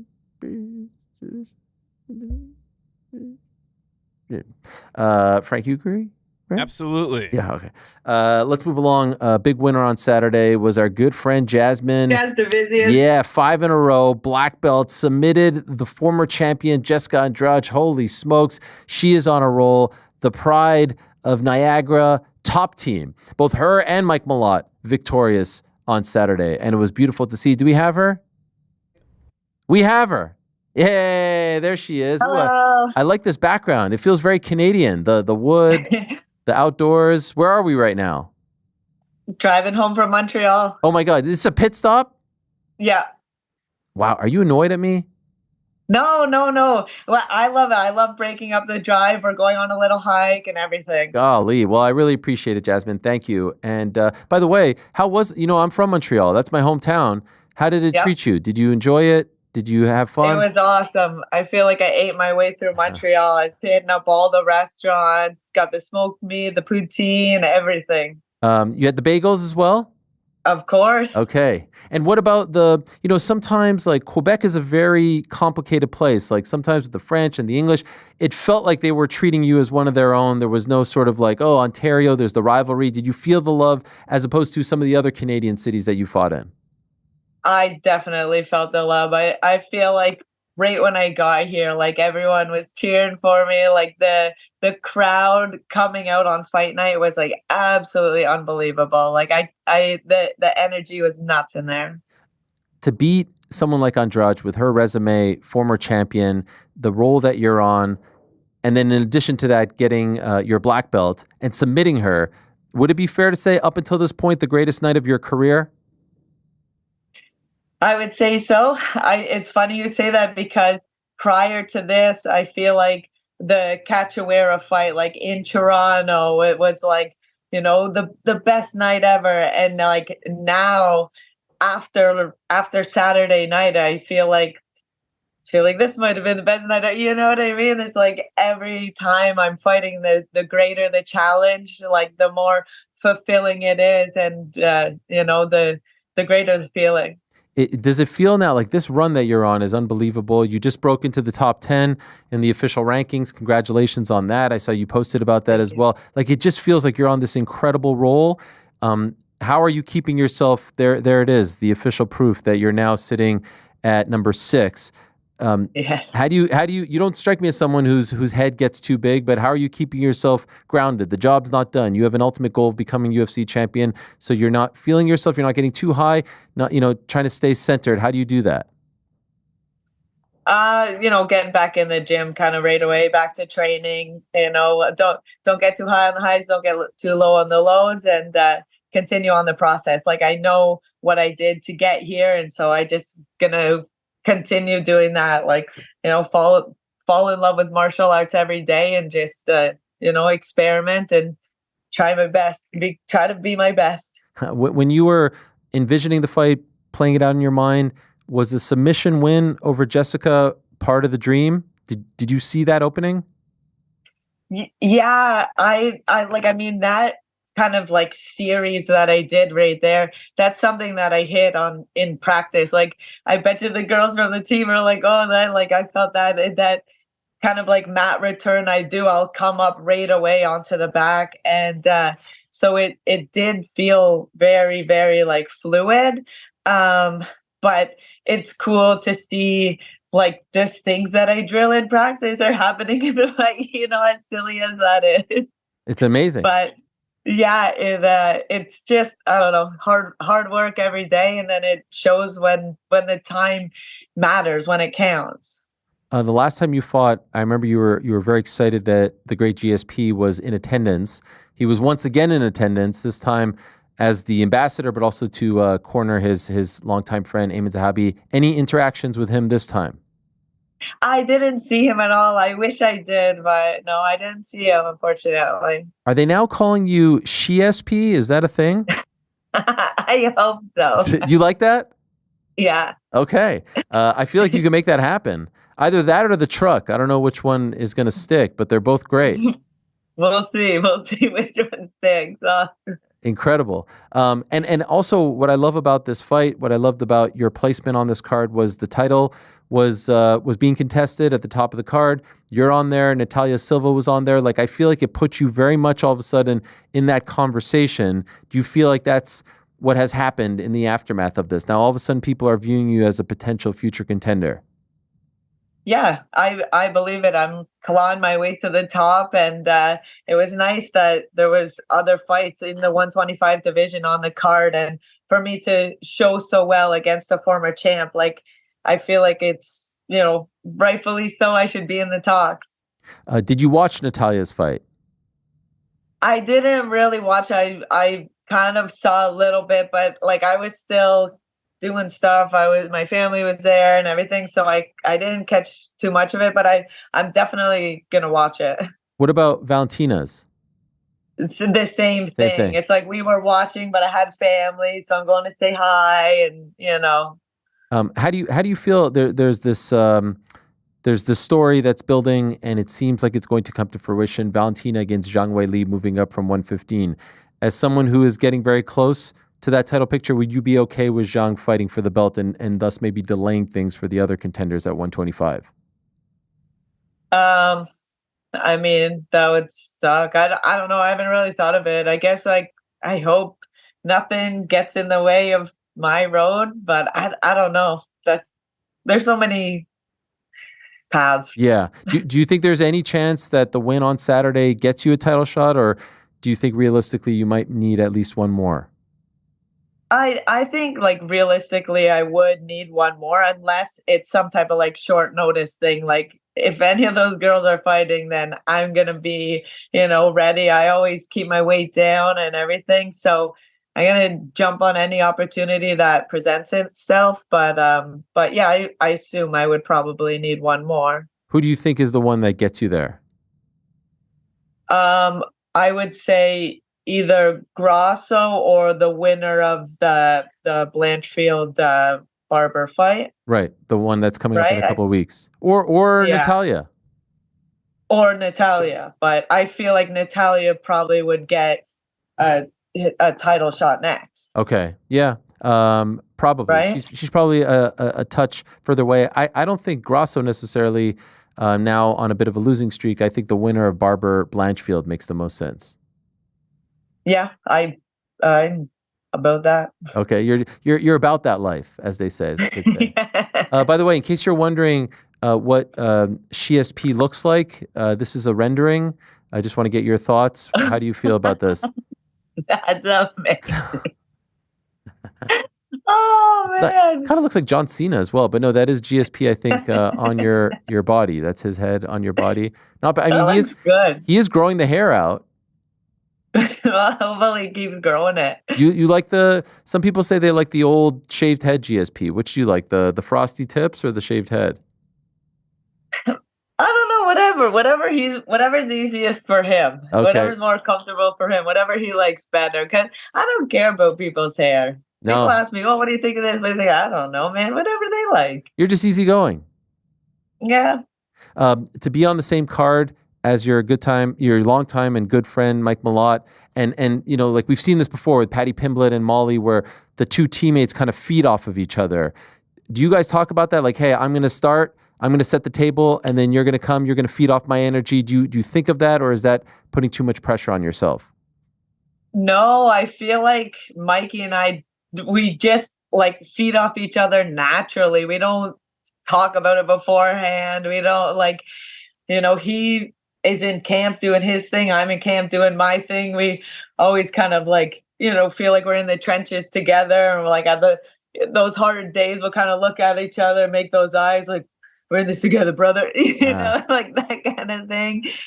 But I think it just like we see each other day to day in the grind. So we know what it took to get to that point. So it's like seeing Mike get that finish. It's like I know what he went through in order to be able to get that finish, and then seeing him like fulfill his goal. It just is like awesome for me. He's such a great dude. He's a great person. He's so talented. He's so technical and like just a wealth of knowledge. I always ask him questions, and it's just he embodies MMA, like mixed martial artist. He's like a very good like martial artist.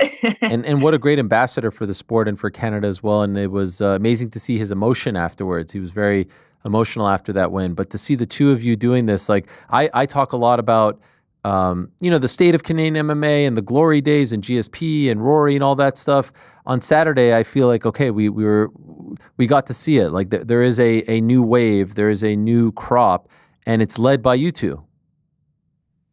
Yeah, we got so many guys coming up in the gym. Like I feel like MMA has like really grown, and like Niagara is just a hotbed right now. Like our Monday practices are insane. There's like 35, 40 people on the mat from all over, kind of within 2-hour driving distance of Niagara Top Team. And it's like, I don't know, we got a really special thing going on right now. Yeah, it's great. It almost feels like Niagara Top Team has become what TriStar was a few years ago, where that is the hub for Canadian MMA. And not to take any knocks on TriStar or anything like that, but it just seems like you guys have emerged as the top team in Canada, which is remarkable and something to be very proud of.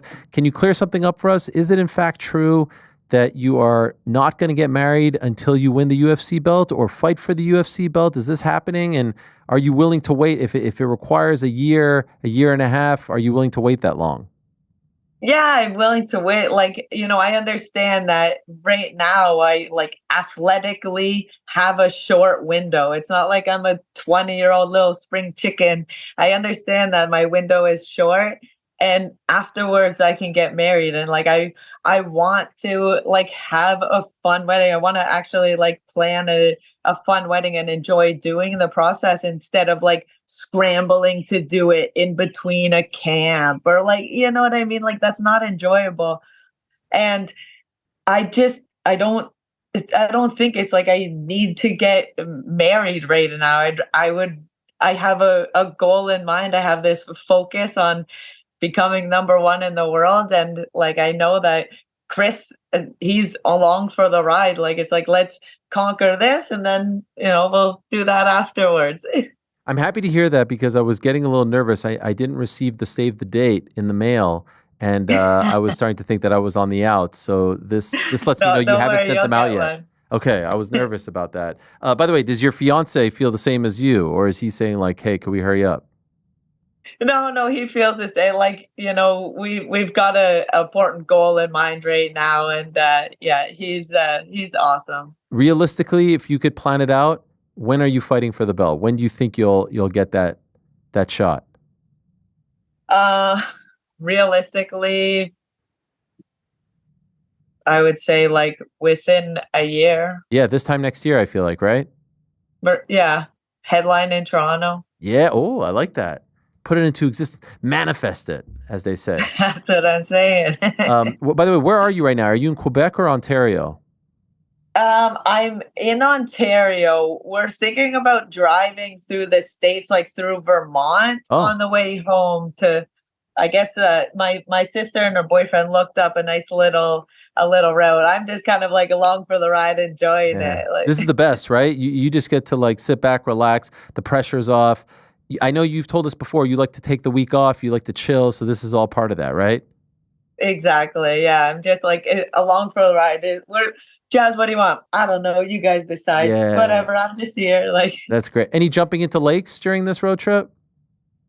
Maybe. I mean, it's definitely warm enough, and it's beautiful. We passed by a nice enough lake. I'll definitely hop in. I love it. Well, I'll let you get back to your road trip. Thank you so much for stopping by, Jasmine. So happy for you. We still represent you all the time. We do not boo you. We have the cup right here. We wear the merch. And and we have your name at the ready in case anyone screws it up. I don't screw it up anymore, but in case anyone else screws it up, we have to remind them. So way to make Canada proud. Congrats, and enjoy the time off now. Enjoy everything that comes with a big win. Thank you so much. It's such a pleasure always speaking. Thank you. There she is, the number 6th ranked women's flyweight contender, the one and only Jasmine Jasudavicius. You know what I love about that? Yeah, after the win. Let me say goodbye to her before you having me hit the drop. Oh, sorry. Yeah. What do you love, man? No, after the win, everyone was like, hit the drop, Frankie, on Twitter. People were saying that. Pretty cool. Yeah. Jasudavicius. Yeah. Wow. Okay, Frank. Sorry, I didn't know that. Don't rattle the cage, man. Did you guys hear when I did the thing? Yeah, that was funny. The was the save the date? Missing my invitation. Yeah. Did we get a picture of your big pop back here for it? Of your refrigerator at home? Is it just covered in save the dates from years ago that you? No one actually sends them. That's the problem. I don't get invited to anything. You don't get invited to anything. Mm-mm. How about like birthday celebrations? Nothing. We're saying celebration instead of party. My save the date still on your fridge? That one, I don't know if you actually sent to save the date. Was it a paperless post? Now you did. Now I remember it. It wasn't a paperless post, right? I do paperless posts. You like paperless posts? It was nice to get an invite that way.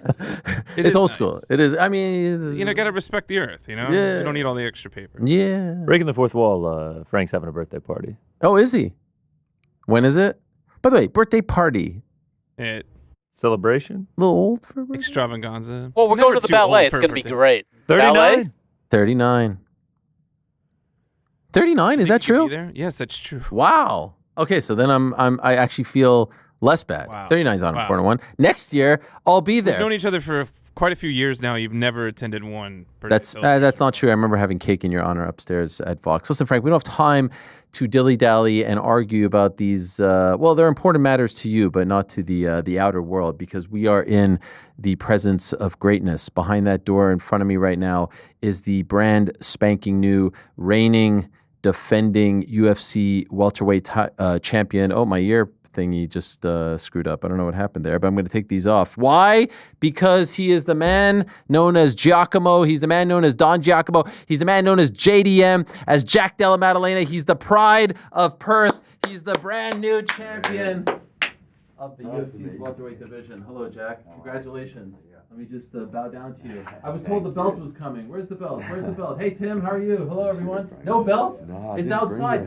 Tim promised me the belt right here, Tim. It's great to see you. I should have brought it. How are you, sir? Yeah, good. This is incredible. Yeah, it's cool. I can't believe you're in front of us right now. It's cool to be in New York. Yes. It's a cool spot. And I think this is the first time we've ever met in person. Yeah, it is. You usually come on the show like at 4 a.m. Yeah. When you're feeding the baby or something. Yeah. You're the UFC welterweight champion, Jack. I know, it's surreal. Has it sunk in? Surreal. No, not really. I mean, in a way, I feel like it has, but not really. I don't know. It's just been yeah, it was a cool. I thought I was going to beat him, and I got him. You freaking did it. Yeah. What has life been like for you since Saturday? Oh, it's been good. A lot of the friends came over from Perth. So it was a long journey for them, so they're pretty excited. Some family came over, so just been seeing them. Monday we got here. Some of the friends came here, so we've just been enjoying. We love Montreal, and then it's my hometown. Yeah. That's where I'm from, born and raised. How did it treat you and your family? It was beautiful. It's great. Yeah, it's a great city. Great. Have you ever been to Canada prior to this? Never. I went to Montreal at the start when the fight was initially announced, but I was only there for 40 hours. Sure. But it's an awesome city. Yeah, we just stuck to ourselves. We had a cool little place in old Montreal. Love it. Went training, cruised around, but it's a great. I heard you were a big fan of Schwartz's. Yeah. That's the spot. Yeah, I've been there. Yeah, I loved it. I was like, wow, you guys are back for round 2, round 3? Did you have the smoked meat sandwich? Yeah. You had the steak and the smoked meat? Yeah. What did you like better? Because the smoked meat is like the real staple. The smoked meat is good. I even had the chicken. The half chicken as well. Really? I never had that. It was good. Have you ever tried meat like that? The smoked meat is very like Montreal. It was, pretty unique. I've had like traditional sort of like American barbecue smoked meat, but this not is different. That sort of very style. tender. Yeah, it was awesome. And what about the French? How did you get around with all of that? It was I don't know any French, but I guess everyone started French, but then I think everyone goes back and forth. And that place will now forever be special in your heart, in your family's heart, right? And I felt when I first got there, I was like, this place is special already. Really? Wow. And I was like, this is the place. Man, what a fight. Nice. What a freaking fight. What a performance. And it's an amazing thing because I went on this mini rant yesterday about the performance and about the fight, because one thing that has bothered me in the aftermath is this sort of like analysis and narrative about you and Belal, because I feel like a lot of people are saying Belal didn't shoot enough. He didn't try to take you down enough. But when you actually look at the stats, 9 takedown attempts, he landed 3, more on the back end. Yeah. But historically, that kind of falls in line with his highs. Like his most takedowns were 13, and prior to that, it was 10, 9. It's in that range. Yeah. And I feel like when people say that, they're not giving you enough credit. Yeah. It's not like he can just waltz in there and take you down. Yeah. You are long, you are strong, you have great takedown defense and great scrambling. Like this idea that he was just going to walk in there and go to you is very disrespectful to you, I feel like. Yeah. And I don't know if you've seen any of this and any of this has annoyed you at all, because it kind of annoyed me because I was thinking that a lot of smart people sort of misread the way this fight actually played out. Yeah, I haven't really looked into it too much, but I think... Yeah, I've seen a couple of things like that, but I think I just stopped him. We worked towards a game plan to not let him take me down. Stayed off the fence. I think if I had have stayed on the fence, it would be easy for him to shoot takedowns. Kept changing stances and just kept the footwork up. So I think he was, and I was throwing threats up the middle to teeps. Yeah, you were throwing a ton of combinations his way. Like you gave him no opportunity to close the distance, to get in close on you. And even when he got you down those couple of times, you were up. Was that all Craig Jones, by the way? I mean, it's I've been working. Credit for it. He's taking all. He helped me a lot. He's a smart guy, and he was he helped us a lot. Just he didn't come in and want me to change my whole style, but he just watched me grapple and just told me where he thinks I'm good at, and then he obviously tweaked some stuff, gave us a couple of stuff to work on, but yeah, just the beginning working with Craig as well. So we'll keep. This was the first time. No, I've probably maybe 3 or 4 separate occasions. Okay, first time he corners you. Yeah. Yeah, and you liked it? Yeah, it was great. I had the OG corners, and then obviously being a main event championship, we had the +1, so we thought he was a great man for the job. It's not like he's he's been in the corner before, so it wasn't new for him, and he's helped us out a lot. So it was a good corner. Did you feel like Belal respected you, or did you think that he was looking past you? I think he respected me, to be honest. Okay. I think he knew what he was in for. I think he knew he was in for a tough fight. That's what I was getting the feeling of. But yeah, I thought he knew he was in for a tough fight. Just because, sometimes people say something and you don't know if they're just like selling the fight, psyching themselves up, or if they're thinking down the line there's some other big fights out there. And the circumstances in which you got this fight, very unique, right? Obviously, you're supposed to fight Leon. Shafkat gets hurt, you get pushed. And so I wasn't sure if the vibe that you got from him was like, oh, you're not a number one. You didn't have to struggle like I did. Yeah. You're not a number one contender. I mean, that's what he was saying. He was saying that a lot. But then when I feel like, I guess all the talk, it seemed like I felt like he was overlooking me. Mm-hmm. But then I feel every time leading into the fight when we were face to face, I feel like he knew he was in for a tough fight. That's just what I got the vibe of.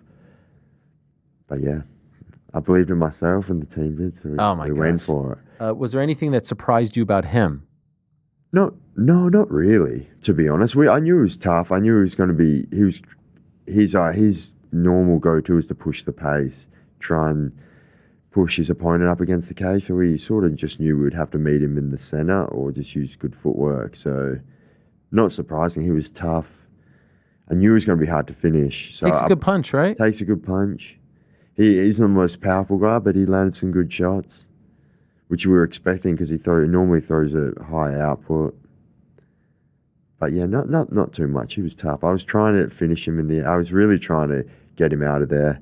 I was hoping throughout the whole camp, even loved the idea of a late finish deep in the fight because it's just it just feels nice to exert yourself and get the finish. Yeah, like Leon and Kamaru. Yeah, right. Or when I fought Gilbert, just in that time where it was all on the line, I might have lost. Getting that late finish was a cool feeling. So I was sort of working towards that, but he was tough. The clip that has gone viral of your coach Ben Vickers talking to you going into the 5th round. What do you say? Ping the cunt? Keep pinging the cunt. Keep pinging the cunt. You got to put that. I mean, I think I've seen some talk. I actually was Street X. Keep pinging the cunt. There it is right there. Incredible. Someone DM'd Street X and said to put it on a T-shirt. Have you seen this? Yeah, I think the T-shirt's they're making it. Yep, there it is. This young man, Daniel Bradshaw. Yeah. Brother, we need a Coach Vickers keep pinging the cunt tee. Surely. It's coming. Look at this. The design's out. Wow. Yeah, it's cool. It's cool. It was just a good moment. Ben's the perfect corner. He always tells me, he's so genuine with me. So he's not going to. He knows how I'm feeling.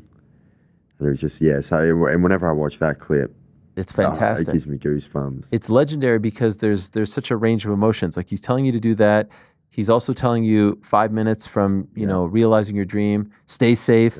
He sounds like a father in there talking to his son, like you're right there. Yeah.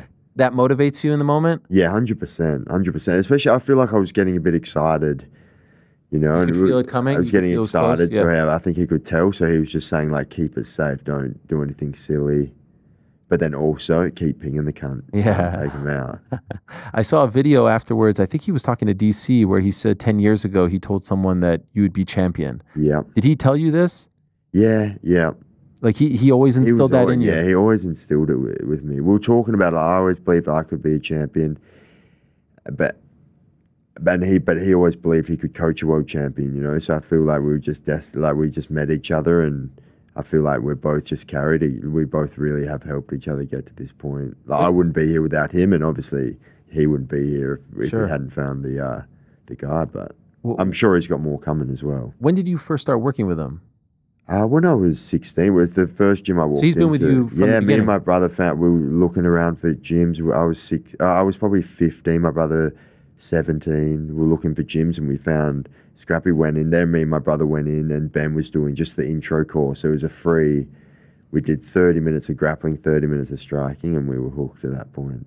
What's amazing about that is obviously now hearing, oh, I believed in him 10 years ago. I thought he'd be champion. It's a great story, but you lost your first 2 fights. Yep. Was he even telling you back then, don't sweat it, it's all going to work out? Yeah, I lost my first fight. The second fight, after that I lost the second fight, he pretty much said to me, like, you're better than this. This is just a learning curve, basically. And he just said, we basically made the deal that we'd get to 10-2. I was 0-2, and then we made the deal we'd get to 10-2. So, and then what?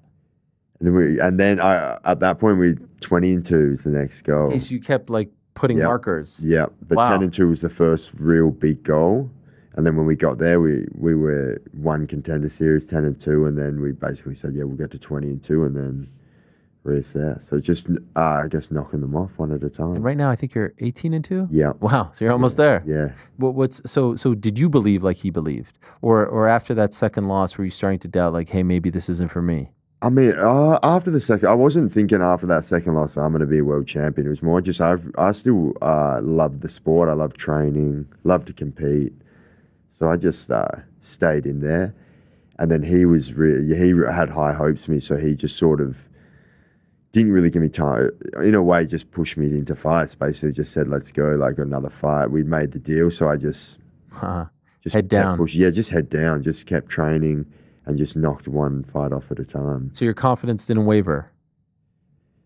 No, I mean, I had doubts at that point, but I also believed I was a lot better than like 0-2, and I knew I could. I knew I had more to give, and I'd learned so much from both the losses. So I felt like I was on fire. Going into the third fight, felt like I was on fire. What did that one feel like when you got the first one? Yeah, that was. I think that was an important one. You know, like if I'd have lost that one, I probably would have. I guess. I think so. Yeah, I think losing 0-3, I would struggle to. But it doesn't matter. Yeah, I just went in there with the fire and getting in the win books for that one was I was on fire then. And then I guess at that point I had sky high confidence, and then we just kept at it. Maybe a silly question, but which one felt better, Saturday's win or that first one? I mean, of course, this Saturday's win was special. You know, it was a special one. And great to see your brother there by your side, because as I understand, your dad was a big sports fan, rugby fan, but really kind of backed you guys on this journey to be fighters, gave you gloves. But initially it was boxing, right? Yeah, he sort of got us into we played rugby. We were pretty aggressive kids, you know, and like had a lot of energy, and so we loved playing rugby, but in the off season we needed something to do, so he sort of just got us found a boxing gym for us just to stay fit, do something different. And then we just, from that first time getting into a boxing gym, it was just really for us. We just loved it. Why didn't you stick with boxing? Because even before we got into the boxing gym, we were both like MMA fans. We watched a lot of MMA, but there wasn't many gyms around. And then we sort of got into the boxing gym. But I liked MMA. I just liked I don't know, there was something about the visual of like the no rules sort of aspect, and it seemed more free flow than a boxing match. Also, a lot of similarities to a degree with rugby, right? It's a lot more physical, grabbing guys on. Yeah, for sure. Were you a good rugby player? Like, could you have gone? Oh, I mean, I don't know. I loved rugby. I was pretty decent, but probably not. It takes, it's a pretty. I mean, I feel like if I had put my mind to it and really committed to it, I think I could have played for a bit longer, you know. But my love for rugby just swapped to MMA pretty quickly. Okay. Your grandfather was a big WWE fan, right? Yeah. He kind of got you into that. Yeah. And you were a huge fan. Yeah, I loved it. Which era are we talking about? I reckon in 2008, I started enjoying MMA more. So I don't know who that was, but I like Shawn Michaels. That was your guy. Yeah, I hated Shawn Michaels because my guy was Bret Hart. Yeah, that man right over there, and Shawn was his rival. You know? I found the screw job in that building. I told Tim this. That until after. Yeah, Ryan, my other corner man, big WWE fan. Okay, do you watch now? A little bit, not too much. Some of the big, now that's on, it's easy to watch. Yeah, I watch on some of Netflix. the bigger. Did you ever go as a kid? Did it ever come? Never. But they're coming to Perth. They're doing a Friday night SmackDown, Crown Jewel, and then a Monday night right. Raw. Yes. A three. You're going to be there front and center? I was going to go, yeah. You're going to roll out the red carpet for you there. Yeah, I mean, a ringside seat that'd be the way to watch it. Yeah, right? hell yeah. Pretty special. When you were a kid, did you want to be a wrestler? I think when I was really young, I was like, yeah, I'd love to. Yeah, I was probably started watching when I was like 5. Wow. 5 to 10, I reckon, and I'd love to have been a wrestler. But then rugby, and then you found out about this thing, MMA. Yeah, and then I saw MMA, and then I sort of couldn't. I just enjoyed watching MMA more. And then when I realized it was, I don't know, I just liked MMA. Yeah. And then playing rugby. Who were some of your guys in MMA? Like, who did you look up to when you were coming up? Oh, heaps. I liked Vanderlei Silva and Anderson Silva. They were sort of I like those guys. I like watching like Nick Diaz. I always enjoyed his style. I think it's pretty unique and cool. But heaps of. I like Carlos Condit. He was also one that I love this. Enjoyed, yeah. Some legendary welterweights. Yeah. But yeah, I was a fan of the sport, so I liked all. Condit fought GSP for the belt in that same building. Yeah. That was a great fight. Yeah. And Diaz. Yeah. Did you meet GSP? Yeah, he was, funnily enough, right before, pretty much maybe 10 minutes before walking out, he came into the changing room and got changed. And wow. Yeah. The same one that you were in? Cool. Yeah. So after his Zahabi's fight? Yep. Did he say anything to you? He was real respectful, but then we just said, he just wished me luck. And that's kind of wild. Like, that's the house that he built, the most famous welterweight champion. In fact, I believe now you're the youngest welterweight champion since he won the belt back in I think it was 2008. Yeah, that's right. Which is crazy. Yeah, crazy. Yeah, my coach sort of looked at that, and then he didn't tell me till after, but he looked at it like GSP just passed the torch. Yes. Does that stuff get you? You're so like calm, cool, and collected. It doesn't feel like you get too high or too low with anything. Yeah, I understand. Like the sport, I mean, the belt doesn't really mean too much. It's all about the fights, I feel. The belt doesn't mean anything. I mean, it's obviously whoever I beat the guy that had it, but there's a lot of guys that anyone can win on any given night. I think I can beat a lot of the top contenders. I back myself, and now it's time to start, knocking them off. Did you feel like because it had been so long in between fights for you that people forgot how good you were going into this fight? Yeah, I think I was pretty underestimated. Yeah. People I think everybody counted me out for the most part, I believe. Or not counted me out, but just if most people said Belal will definitely win.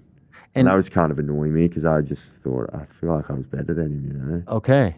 So you listen to that stuff? You pay attention? No, I try not to too much. But it crosses your radar sometimes? Yeah. Who annoyed you the most? Anyone? No one in particular. Just like the chatter? Yeah, I guess anyone that said he was going to win kind of annoyed me. I could see that. But I guess that's just the competitive. But not ideal to have such a long layoff in between fights. Not ideal. But you did say, I saw in the press conference, you said like there was a silver lining where it allowed you to not get beat up, focus on certain things. And so like this idea of cage rest really wasn't a thing for you. Were you worried about it? No, I wasn't worried about it. Yeah, I looked at it like it was, blessing in disguise pretty much, I felt. Because it just time off, rest the body, rebuild the hunger, and then work on specific stuff rather than just focusing on one particular game plan, but just working on skills across the board.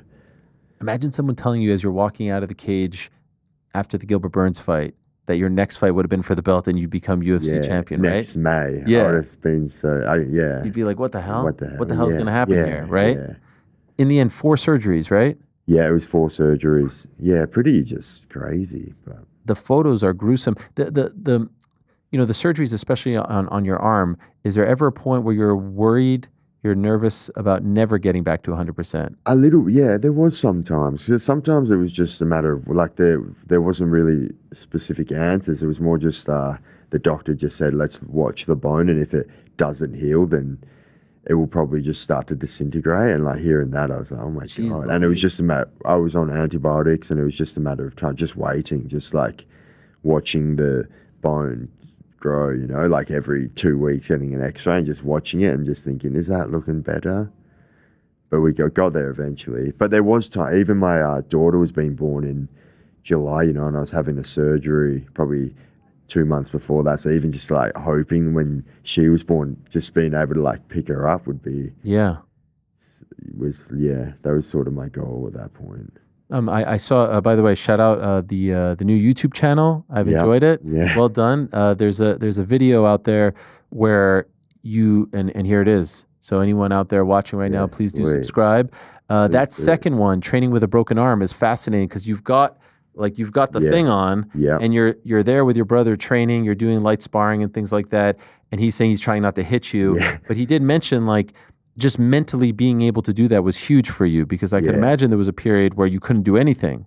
How did that affect you as an athlete? It was tough, because I guess it's my full-time job, you know, and if I'm not getting better, then I feel like I was just falling behind. So just sitting on the couch sort of sucked. Could you even run? Could you do any sort of physical? For a little bit, I couldn't. For a while, they gave me this like an antibiotic drip, so it was like on me all the time. Damn. So I couldn't really get too sweaty because it was just like it was fully in my so I couldn't get too sweaty. So it did drive me a bit crazy. But then again, it was also a blessing, you know, just forced rest. How does it feel now? After your first fight since? It feels, fine, really. It feels pretty fine. My hands are a bit bruised, but feeling pretty good. Yeah. But apart from that, I feel pretty. And your face is all right? Yeah, fine. It was a little swollen on Saturday? Yeah, just you've recovered tremendously fast. Good. The eye blew up a bit, but it was, it's getting better. So I don't know structural damage. Amazing. Yeah. One thing that I saw in the other clip, which I think you entitled it, or someone on your team entitled it, like "How to Beat Belal" or something like that, which is a great title. Your coach, again, Ben, is just sort of like talking about things, and very casually he's sort of talking about Belal, and he's like, "Yeah, well, you know, when he wasn't on PEDs and now he's on the roids or something like that." And he just sort of drops that. The comments noticed it. Yeah, right. Is that something that you believe that he got better because he was on steroids? No, I don't really look into that sort of stuff, to be fair. Okay. I think you know what I'm talking about, right? I don't know. I haven't really thought too much about it. It didn't bother me if he is, you know. Okay. But you didn't feel like you were going in there with a sort of unfair... No. I feel like I can beat him I'd have no accusations towards him, but I feel like I can beat him if he's on steroids or without them. Do you think that he deserves more respect from the community? You know, like some people like to take shots at him, like say he's the worst champion. Is that unfair in your opinion? I think so, because he's done well, you know. Obviously, he not heaps of finishes, but he's a winner, you know. It's hard to, from my perspective, and I respect all my competitors, and then anyone that steps in there, and then if you become a champion, I feel like you should give them respect. Yeah. Has your respect for him grown? No. I had a lot of respect for him before. Yeah, I always had respect for him, so I haven't got any more. Obviously, you go in there, you've shared that with him, but like, I thought it didn't really surprise me at all. So I still got full respect for him. You have 2 children, right? Yeah. Did any of them come with you? Both of them came. Yeah, just out here. They're here today? Oh, wow, lovely. They came on that flight all the way. Yeah. How long is that journey? I think the quickest you could do it, it's probably 30 hours. I think you're doing about 25 hours. How many stops is that from Perth to Montreal? You can go Perth, Doha, Montreal. So just one stop. But they're like 12-hour back-to-back flights. Right. Or you can do the 3 stops. And they're quite young. How were they on the plane? Or did you fly with them? Or did I you didn't fly with them. My mum came and my wife. So they did a unit. But they were a bit nervous about Franco, my young boy. He's a 2-year-old. He's 2.5. A lot of energy. Yeah. But we tried to keep him off the movies, and so he was I think he just loved it. He just sat there the whole time watching movies. Wow. So he had a ball, I think. And once they got to Montreal, did you sleep separate, or do you like to be around the family? We slept separate. They had a couple of friends. My family and some friends basically had a house, and then we had the team house. So Okay. We just stayed separate, just so we just focus on battle. I can't imagine what it's going to be like when you go home. You're the first Perth champion in UFC history, a product of Perth. What type of feedback have you gotten from back home? Do you feel like they're going to come greet you at the airport? Is there going to be a parade? You don't want any of this. Maybe not the airport. You just want to I'm excited take the belt to the gym, and then just slowly see everyone. But yeah, I don't need a big pro. You don't want any of that. I don't know. So what brings you to New York? Are you doing Just a bit of fun? You know, Okay. why not? Had you ever been here before? Never been to New York? I've never been Holy to New York. smokes. Yeah, and it's always been on the bucket list. So You're so close. yeah, I was like, we'll get over here. We're only here until Friday, so only a couple of days. But Yeah. What do you think so far? I love it. Yeah, it's pretty cool. It's bustling. Yes. We went for a big walk. We've still got a lot of stuff to go see, but it's an awesome city. Have you had any food yet? Any pizza? We had a good. I haven't had any. I'm thinking about getting some pizza after this. You have to get the pizza downtown. Yeah. Yeah, we'll tell you some spots. Although you are Italian, you have Italian blood. Yeah. So you might be a little bit, I don't know. I'm sure it's pretty good. I'm sure it's good. What about the pies? Any meat pies here? No, I don't think so. I don't think so. Why would you come Yeah, here to have yeah. the meat pies? Someone told me, by the way, I kind of blew this when you came in. They said that when you walked in, I had to say, welcome, Jack Della Maddalena, handshake, the welterweight champ, fucking oath cunt. Fucking oath. Yeah, what does fucking oath mean? It means just like, yeah, fucking oath. It just man? means like, yeah. Is that something you say in Perth? It's pretty common in Perth. Fucking oath. In your blog, like at the end of every sentence, you say "aye" or "a." What is that? That's just some bad Aussie slang. I don't know. It's like Canadians say that as well. We say "a" like as a "Hey." question. Yeah, Like right. you going to the park later, "a," like something like My that. dad always tries to get me to stop saying that. Hey, it's not a good look. I think what people, if you don't mind me saying, what they like and respect about you so much is that you are very sort of no frills, like you're working class. Like you don't try to put on a show, you don't talk trash, you don't puff your chest out. You just are who you are. Yeah. Yeah, I'm not trying, like, I was even, like, I feel like a lot of people in this game really want to be, like, superstars, you know? I guess, obviously, you've seen Connor and they just, obviously, all the money and stuff, they're just keen on that. But I like the art of fighting. You don't want to be a celebrity. Not really. I just like, How are you going to deal with all of this, though? Because the belt brings that. I just stay hidden. You're just going to stay away, all the way tucked away in Stay, Perth. Yeah, that's it. Stay in Perth. Do you know New York? I have this written down right here. I want to get it right. Perth is the furthest city in the world from New York. Did you know that? It makes sense. You couldn't be any further from home right Yeah, now. Yeah. I think it's also the most isolated city in the world in terms of because it's right. There's not many cities around Perth. You like that? It kind of fits with your personality. Yeah, that's it. But it's a nice spot. It's just nice beaches, good people. It's quiet. I mean, it's definitely, it's a long way to, all the fights are normally this side, so it's a long way to travel, but I don't mind the travel. When you saw, and I don't know if you did, but maybe you did the Volkanovski clips reacting to you, Izzy reacting to you winning, them watching you and reacting. Did you see any of those? I've seen Volk's one. I've seen both of those ones, yeah. Just to see They're like sort of cool, these legends. Yeah, so that's happy for you. incredible, yeah. It's surreal. Yeah. You know, those moments I sort of just got to pinch myself.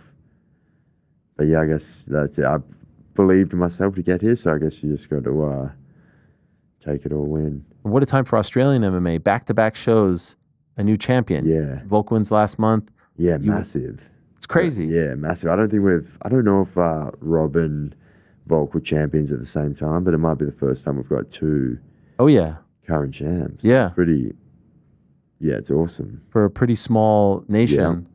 That's why I think you're gonna get a lot of attention, I have to tell you. Yeah. No, it's good. I appreciate the fans. Are you getting a ton of love? Yep. You're feeling it? Yeah, feeling it. I think that it was a good fight. A lot of people didn't think I would win, but then bring the fight and had a pretty good fight. And I think I feel like I won. I feel like watching it back, I won every round. Oh, you think you won 5 rounds to none? That's what I think. The 4th round, you could give it. Yeah, that's how I had either way. But I think maybe if anyone watches it back, I think I won a fight. Okay. I think you could argue that I won every round. How many times have you watched it? Probably maybe 3 times. Okay. 3, yeah. Start to finish. Yeah, start to finish, maybe 3 times. Very enjoyable. Yeah, I enjoyed it. Yeah. I thought it was good. Some stuff I could have done better, but like what? I think I could have pulled the trigger. There was a few times I could have pulled the trigger. Maybe in the 5th round, probably shouldn't have went to my back later in the round. Probably should have just tried to get away from him. Okay. But that's all right.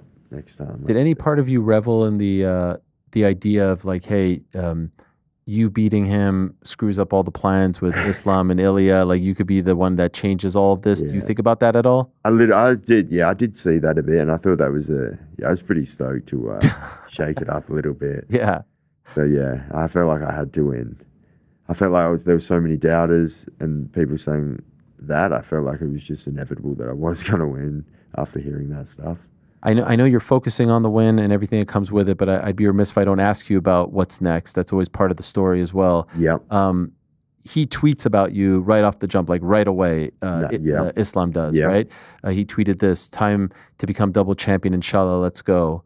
And then what I thought was really interesting was 2 minutes later, then he tweeted to his friend Belal, saying like, keep your head up. Yeah. So maybe he was happy that his friend lost. I don't know, but it's clear he wants to move up. Yeah. And so what do you think? Do you think that this is inevitable, that he is going to be next? Is that what you're feeling? I will just leave it with the UFC, but I think if he's, I think that a lot was riding on it, and I think you'd give Islam the shot. That's what I think the UFC will do, but I don't know at this point. But I would think they will give him the shot. I liked what you said, saying that you'll get it done for Volk. I like that unity. Yeah. He was then coming back and saying like, keep my belt clean, and you're not on his level. What do you think he believes this? Here's some of it. You are not Volk. I will show you a different level. Keep my belt clean. Do you think he respects you? What do you think? I don't know. I reckon he's going to underestimate me as well. You like that though? Yeah, I like it. Yeah, for sure. But it doesn't really matter what he thinks. We're gonna fight. I'm excited. Do you think that he will fight Ilya first and then fight you, or do you think that now? I don't know. I actually don't know. But I think, I don't know. We'll see what happens. But I'm ready for the challenge. But there's also the welterweight division. There's a lot of good challenges as well. So it's crazy how the welterweight division sort of kind of opened up a lot. Now there's a lot of challenges, and now you also have Makhachev going to wanting to step up. So big decisions to be made by the big dogs. I actually feel like it's the most interesting division all of a sudden in the UFC. Yeah, because you've got him entering pound for pound number one, arguably in most people's eyes, including my own.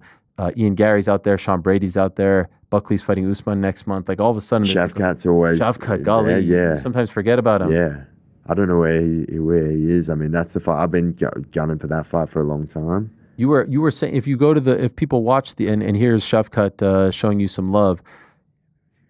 It was a great performance after a long layover. I'm the real challenge at 170. Sooner or later, my time will come. His time will come. I think it's a great fight. I've always respected him and believed I could beat him. No, I will beat him, and it's going to be a good fight. So realistically, if Islam is next, and not looking past him in any way, shape, or form, there's that sort of logjam of guys with Ian and Sean, Shavkat, Buckley. Who do you think is one notch below? I think Shavkat. Yeah. Or you mean after that? So like Islam would be next, probably. I think and then Shavkat. That's how I see it. I think in terms of the run he's been on, finishes, never lost. I think some of the other guys need to fight it out. I think Gary and Brady should just fight it out. I agree. I think after watching the Leon fight, you would have looked at Brady and thought he's definitely the next guy. But then Gary, now he's back in the mix in a way. What do you think of his win over Carlos? I mean, he scraped by, Okay, he did well. He definitely won the first 4 rounds, I'd imagine. But then, he got. He did well. 4 rounds to 1, but that last round wasn't looking good for him. Did you think he was going to win? I thought he was going to win. I think he's a smart fighter. Mm-hmm. Smart fighter. What about Brady's win over Leon? Did you think he was going to win? You were preparing for Leon initially. Did you think Brady would get it done on short notice? I didn't know. That was the one where I was like, who knows? It really depends what Leon shows up. Were you surprised it was that dominant? No, I wasn't actually. No, not too surprised. I thought if the Leon that showed up against Belal showed up, I thought Brady could dominate him. Yeah, that's kind of what we saw. Yeah, that's what I think. It's the same Leon showed up. How did you think your fight with Leon was going to go? I think I was going to do some good damage. I thought I was going to take him out. You thought you were going to knock him out? Yeah. Obviously a different fight than the Brady fight. Different fight than the Brady fight, different than the Belal. Yeah, I think I could outclass him on the feet personally. I think he's very patient, but I think that patience I could outwork him and then get the finish. If Ian fights Sean, who do you think wins that one? That's a brilliant fight. A brilliant fight. I think, I don't know. I think maybe Ian Gary might beat him. Yeah. I think so. I think Sean Brady's striking isn't amazing. You think Ian can keep him standing? I think if he had the right footwork, yeah, I think he could keep it standing. But I think if it does hit the ground, then yeah, my opinion would change pretty quickly. It's trouble. You know, I think he'd be in a bit of trouble. So it's an interesting matchup. Striker, grappler style, I believe. Do you feel like people don't talk about your grappling enough? You're a black belt. I mean, I think a lot of people think I can't wrestle, which is Does that make you laugh? Yeah, I feel like I people don't talk about you like one of these strikers that has no ground game whatsoever. Yeah. I think that before this fight, they were saying, if this is going to be easy because he has zero ground game. Yeah. But I feel like I showed that I do have a ground game. I was thinking the best case scenario of this fight would be if I could show no ground game and then that... for the Islam fight. Yeah, and then people still... But I'm sure people are just going to assume that Islam will just take me down and submit me pretty quickly. Do you think he'll be big enough for 170? I think he just seems like a pretty big guy. Yeah. I think he'll be all right. Yeah. You think he'll stick around at 170 or do you think it's just... I think he'll be one fight and then he'll probably have to go back down. Because of how it'll go? Yeah. How do you see it playing out? I think I can take him out. I think... But Belal really just changes stances a lot, walks forward. But I think if I can have someone that just stays in the same stance and... I don't think, but Islam's a very good striker. I think I could land a lot of shots, and I think I could take him out. Wow. Stuff the takedowns. If I get taken down, I believe I can get back to my feet.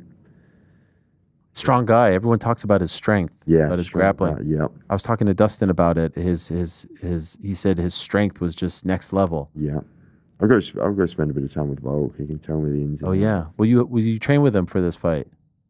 If I was going to fight Islam? Yeah. Yeah, I would have to. You go there a lot? I did before my last two fights. Okay. Just both times about a week to 10 days. But it's real beneficial. They've got a great team. Yeah. And yeah, Volk's obviously fought him twice. Yeah, and he's a multiple-time world champion. So. Did his win give you any extra motivation or a boost or some sort of inspiration? Yeah, definitely inspiring. You know, someone that lost so many people counted him out, and then he came in and got his belt back. So yeah, super inspiring. He was the one, or at least one of the people that was predicting you would win. Yeah. He was saying this all over the place. So yeah. I mean, it would have been weird if he picked against you, for being honest. That would have hurt my heart. That would, right? Yeah. That would have been not the nicest thing from a fellow Aussie. Yeah. Realistically, obviously you need some time off, but when would you? I'm assuming you'd like to fight again this year, right? Yeah. No, I feel pretty good. I probably just need a week to eat some good food and then I feel pretty good. So I'll be keen to get back in there pretty soon. Maybe like fall time, September, October, November? Yeah, definitely. September, September would be good to go. If something came up earlier, August maybe, if it was something good, then... Wow, that's quick. That's in 3 months. I feel pretty good. You want to make up for lost time? Yeah. Yeah, I want to get I think there's a lot of... The division needs to get moving. Yeah. That's how I think. And you want to be an active champion. Yeah. I think I get all the top guys right now. I truly believe I can beat them. So line them up. I saw you mention to Dana on the phone that you'd like to fight Islam in Australia. That'd be nice. Do you think he accepts that? I think I don't know if the UFC would be doing that, but I think he would accept it. I mean, he's been there before. And but who knows? When you're walking around, how big do you get? But not too big. I think pretty much the whole 5 week, probably sitting around 185. Okay. So there's never a time. You're pretty young in your career still. There's never a time where you think you'll have to move up to 185. No, this was the easiest. Yeah, no, the weight cuts seem to get easier. I just try and stay at 185 leading into the fight, and then just drop down and then just get back up to 185 pretty quickly. So I'll probably fight at 180. As in on the day of the fight, I'll probably weigh 185. So which isn't that drastic of a cut. When you were hearing Belal talk about 185 or comparing himself to Canelo and all this stuff, how did you feel about that before the? I mean, I just thought that was a big mistake on his behalf. Just like overestimating me, and I just feel like in his head he must have been thinking, oh, should I stand with him? Or I would imagine he would be going back and forth in his head, like, should I stand with him or should I take him down? Do you think? I said at the beginning of this chat that I think he wanted to take you down, he just couldn't. Yeah. Do you think that is a fair assessment? I think so. Or do you think he tried to prove a point by standing with you willingly? No, I think I didn't give him the option to take me down. Yeah. I feel like I was hitting him, hurting his legs, hurting his body, hurting his head, and then I was always changing levels, and I was always threatening with stuff up the middle, and I never stayed in front of him for too long. So I think he couldn't. I think at any point, if he could have taken me down, he would have definitely done it. Any truth to the rumor now that you are a champion, you're a big deal, you're going to go by Giacomo Della Maddalena? You're going to go back to the original name? No. Maybe. We'll see. No, keep it JDM. Yeah. That would just throw everyone It's a off. legendary name. Yeah. And StockX, I like that you're repping them. No, not StockX, StreetX. I always screw that up. You know why? Because there's a StockX. I screw that up all the time. Did you see our guy? He was rocking the StreetX shirt back there. Did you meet Connor? No, I missed it. Oh, well, you'll see after this. One of our producers. He's always wearing your merch. Yesterday, he was wearing another shirt. And they made like a special championship edition. Yeah. These guys are great. Yeah, Daniel, he's out. He's out here at the moment as well. Okay. He was in Montreal, and now he's out in New York as well.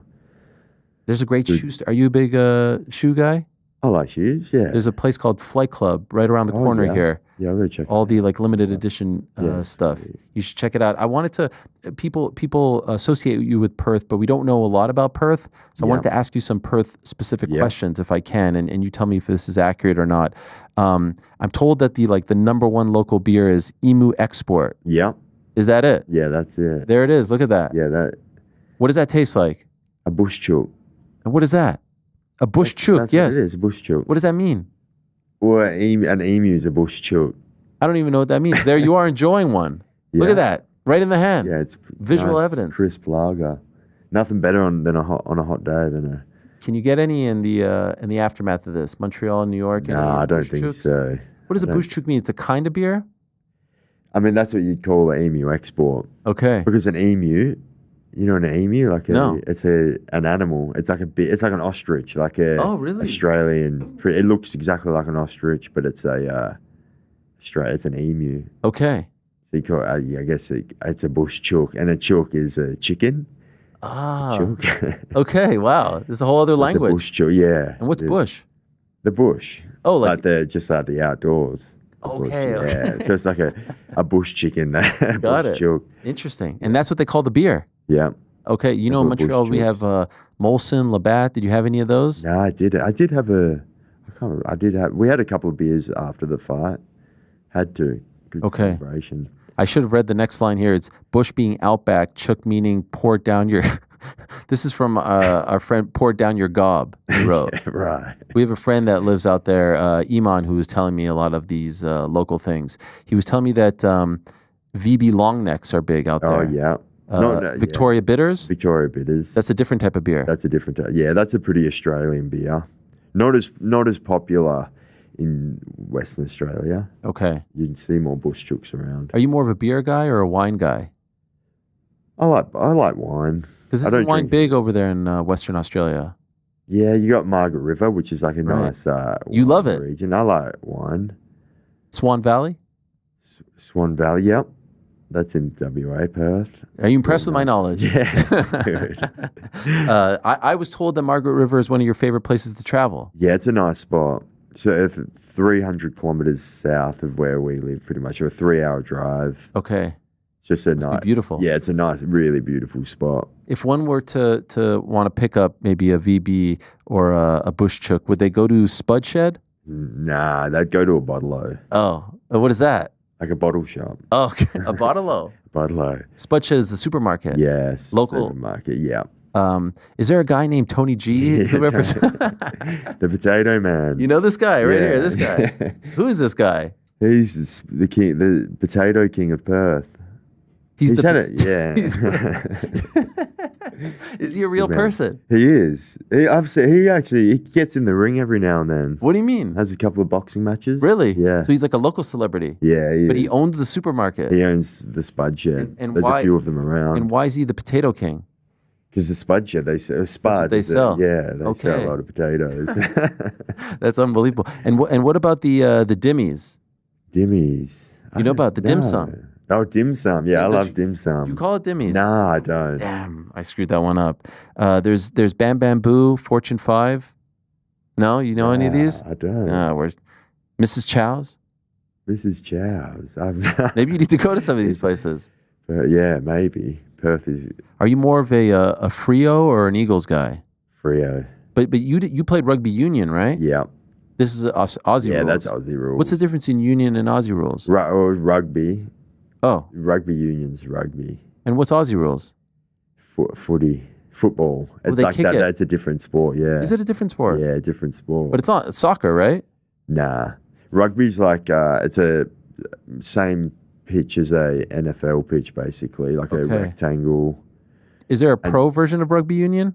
Yeah, there is. Okay. There's like our league has teams from Australia, New Zealand, South Africa, even Argentina now, and Japan. So there's just like state teams of each sort of play each other. Who's your team? Who do you support? In that, like number one, regardless of sport. I mean the Wallabies, Australian rugby. Okay, the national team? Yeah, the national team. Okay. I mean they're the team that I follow. What about the Socceroos? I haven't been much. I'm not much of a soccer man. Okay. Always mainly watch rugby, and then I watch Freo in the Aussie rules. You know, I support the Adelaide Birds. You see that over there? Oh yeah, Cup? the Adelaide Crows. Oh, the Crows. Damn it, I screwed that up. Wow. How about that? How'd you get that? It's actually a fan said like, "Can you support them?" that's So I funny. said yes, and then they saw the clip and sent me a bunch of merch, a jersey, a cup. That's it. Do you Not ever? my favorite team, but They're not. No, they're kind of shit, right? better than Freo. That's to be what honest. Tim told We're me. working on it. What about Mad Dog? Do you know Mad Dog? Mad Dog. Yeah, I heard he's like a guy who goes around town on a bike. This guy right here. Dog. Do you know this guy? Mad. Do you know this guy? I don't know him. I heard he's like a local celebrity. Mad Dog. I've never seen Mad Crazy Dog. guy who He has a lot of runs Mad around Dog. on his bike in Perth, Chasing starting people. fights with people. That's funny. You know, I have actually heard people talk about. I have seen that clip. You have? Yeah. My Did you know friend that the says- second to last Blockbuster was in Perth? No. Do you know what a Blockbuster is? Yeah. I always used to go to Blockbuster. The second to last one Wow. in the world. Yeah, we're pretty far behind in Yeah. some in some When did you regards. last go there? A year ago? That's Yeah, wow. a pretty exciting thing. Yeah. Also, I was told that Raffles Hotel. Oh yeah, that's a good spot. It's a pretty central spot. It's a nice location. Is there a big casino there too? Yeah, there's a big casino. Okay, do you One ever big go there? casino. Not too much. Okay. I'm There's not a big Raffles right there. gambler, man. Yeah, that's Raffles. Is that a hotel? It's just a pub. Oh, it's a pub. Yeah, just a pub. Wow, that's a really nice pub. Yeah, it's cool pub. But behind it, that's like an apartment building behind it. Okay. But it's right on the river. It's a nice spot. Okay. What's the river called? The Margaret? That's the Swan River. The Swan River. Yeah. Okay. And Stormy's your dog? Yeah. Still kicking it? Yeah, still kicking. She's at the kennel at the moment. What kind of dog? A bulldog. A bulldog. Yeah. Look at this guy right here. What the hell's going on? What's happening? When it gets a bit hot, she gets a bit lazy. I think she just likes it. I think she likes the feeling of being dragged on nice grass. She's not a big walker or Yeah. a bit lazy? Yeah. How old? She's 4. Okay. 4. Going on 5 at some point this year. So 2 kids and a dog. Yeah. Just one pet? 1 pet. Okay. What a Lot legend. going on. There she is, maybe as a Yeah, puppy. Yeah. Yeah, she's pretty funny. She can't walk much more than 2 kilometers. Wow, look how small she is there. And you're a big Wu-Tang guy. Yeah, I like Wu-Tang. Is that your favorite? One of. You know, they're big in New York. They're from New York. Yeah. There's a ton of great like signage and stuff like that. They're doing their last tour, isn't it? Oh yes, that's right. That's right. So they say. I always used to say, people would ask me like, what would your walkout song be? Yeah. If you were ever a fighter, I would always say Wu-Tang, Wu-Tang's Triumph. Yeah. A Bomb Atomically, Socrates Philosophy. I used to love. I used to listen to them before I'd play basketball. That and Hit 'Em Up by Tupac. Yeah. You know that one, the diss track? Yeah. Are you a big rap guy? Yeah, I like rap. Is that what you listen to when you're most of the time? James Brown as well. I like James. Yeah. Yeah. I like James Brown. Yeah. Dustin walks out to James Brown. Yeah, I used to walk out to that song, but then I used to walk out to it before Dustin did. And then it's such a good, and then he walked out to it, and then I stopped. Because you didn't want to. I didn't want people to think I copied it from him. The TNT was pretty damn cool. Yeah, I think that's a good one. It's a good Aussie track. Yeah. Gets the crowd going. Did you see that clip of, someone posted a clip of you like sort of like walking to the beat? Have you seen this? I don't think so. Someone posted a clip of saying like, you know, the kids like to say like, you know, this guy has incredible aura. Yeah. They were talking about how you have incredible aura because like you were walking very far away from your team, head held high, chest out, and you were sort of like marching to the beat as you were walking out. It's a good song. It was amazing. It's a good pump up song. And you were just like going to work. Yeah. High-fiving a couple blokes and that's it. Yeah. I felt calm. I mean, I guess, as soon as I feel like as soon as the music starts going, then it's game time, and then all the nerves go away, and it's just. Do you get nervous at all? Yeah, for sure. I get game day anxiety, whatever you call it, like nerves. But I think that's the good part about it. You know, I think that's one of the feelings that I chase. Yeah. There's not much else that gets you going like that. Sure. But then when the music gets going, I start walking. I just feel like it's meant to be. It's business time. It was super late by the time you fought. Yeah. Were you starting to get a little? Nah, we were staying up pretty late. Okay. I was going to bed 2:30 most nights, getting a late training session in, so it felt pretty good. I love the shot as you were walking in, because that's a legendary building, and the Canadians, the hockey team, who I think they may have given you a jersey or something like that. They've won 24 Stanley Cups, which you know, like, and so you see the cups behind you as you're walking out. It was just like it was iconic stuff. That's cool, yeah.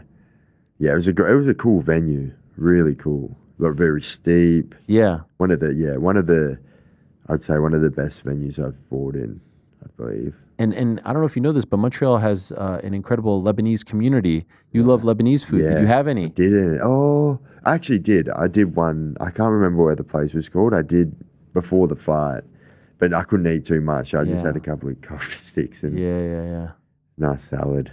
Oh, that's not that. Fattoush salad. It's good with the crispy bits. Oh my god! I had to be light, but I like Lebanese food. A lot of Lebanese food here as well. I mean, here you're in the, anything Whatever, sushi, whatever you want. The pizza you have to try. Yeah. Without a doubt, downtown John's. There's a bunch of spots.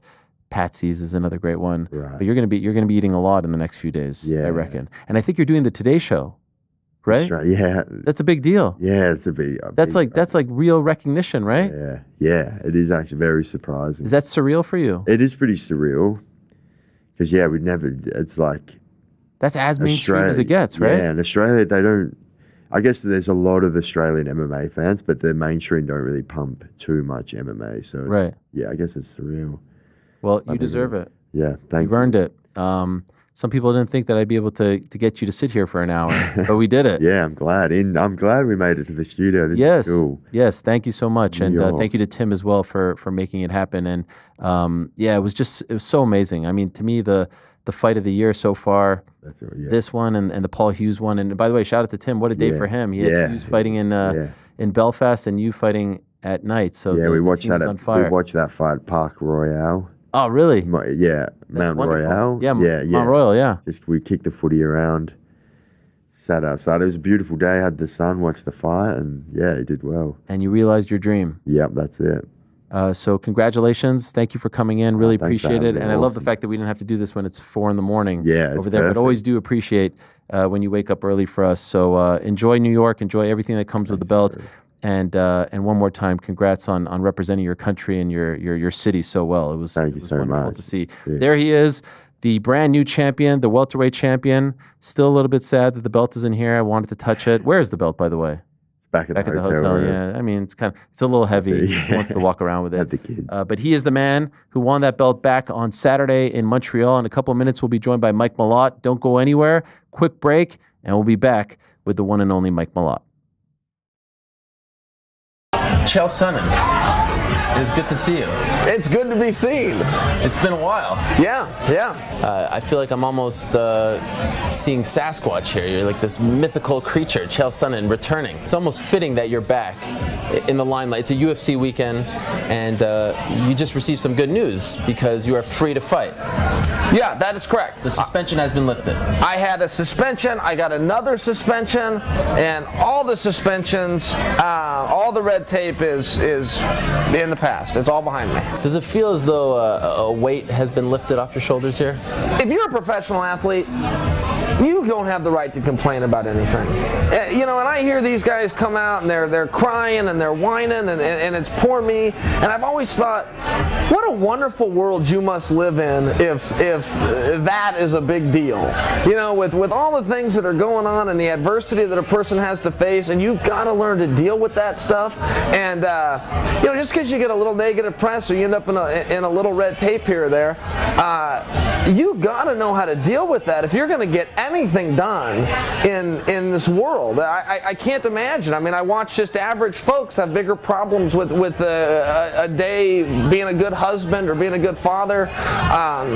Look, I'm a professional athlete. I'm not entitled to do that. I have an opportunity to do it. It's a luxury, and nobody owes that to me. And I've never felt like a victim in this whole thing. It was a nuisance, but that's where it ends. You say it's a luxury, though, but was there a point where you thought you might never get a shot to fight again, another shot? Because it seemed as though for a while, one thing after the next was piling on you. Yeah, well, yeah, probably. You know, it's hard to completely remember all the different emotions that you go through, or, you know, you get a call one day that says one thing and it makes you think, well, it looks like it's the end of the line. And then understanding the rules is tough, too. Somebody tells you you're suspended, you get information from one state, you trust that, and then you learn, oh, that's not exactly right, or maybe that was relayed to me wrong, maybe I interpreted it wrong. So the rules and the process constantly changes, and so does your mentality. You know, so yeah, there was times where I thought, well, this might be the end of the road. It was up and down, and that was probably the hardest part with the emotional, because it was highs and it was low, and it was so drastic. There was nothing ever steady about it. You know, it was either, oh man, I got some really good news. Say, oh wow, did I get some bad news? Your name has obviously been in the news this week because your suspension expired and you're free to fight. Also came in the news because people started to link your story to that of Nate Marquardt's because testosterone replacement therapy came up, and you were kind of the first fighter where this really came up and we started to learn more about it. What's your take, if you have any, on what happened to Nate Marquardt with him getting released and suspended and whatnot in Pennsylvania? Well, you know, let me preface any statement I make with two things. First off, all I can really do is kind of guess, to say, well, this is what I think, because I don't actually know. And secondly, to say Nate is a very good guy.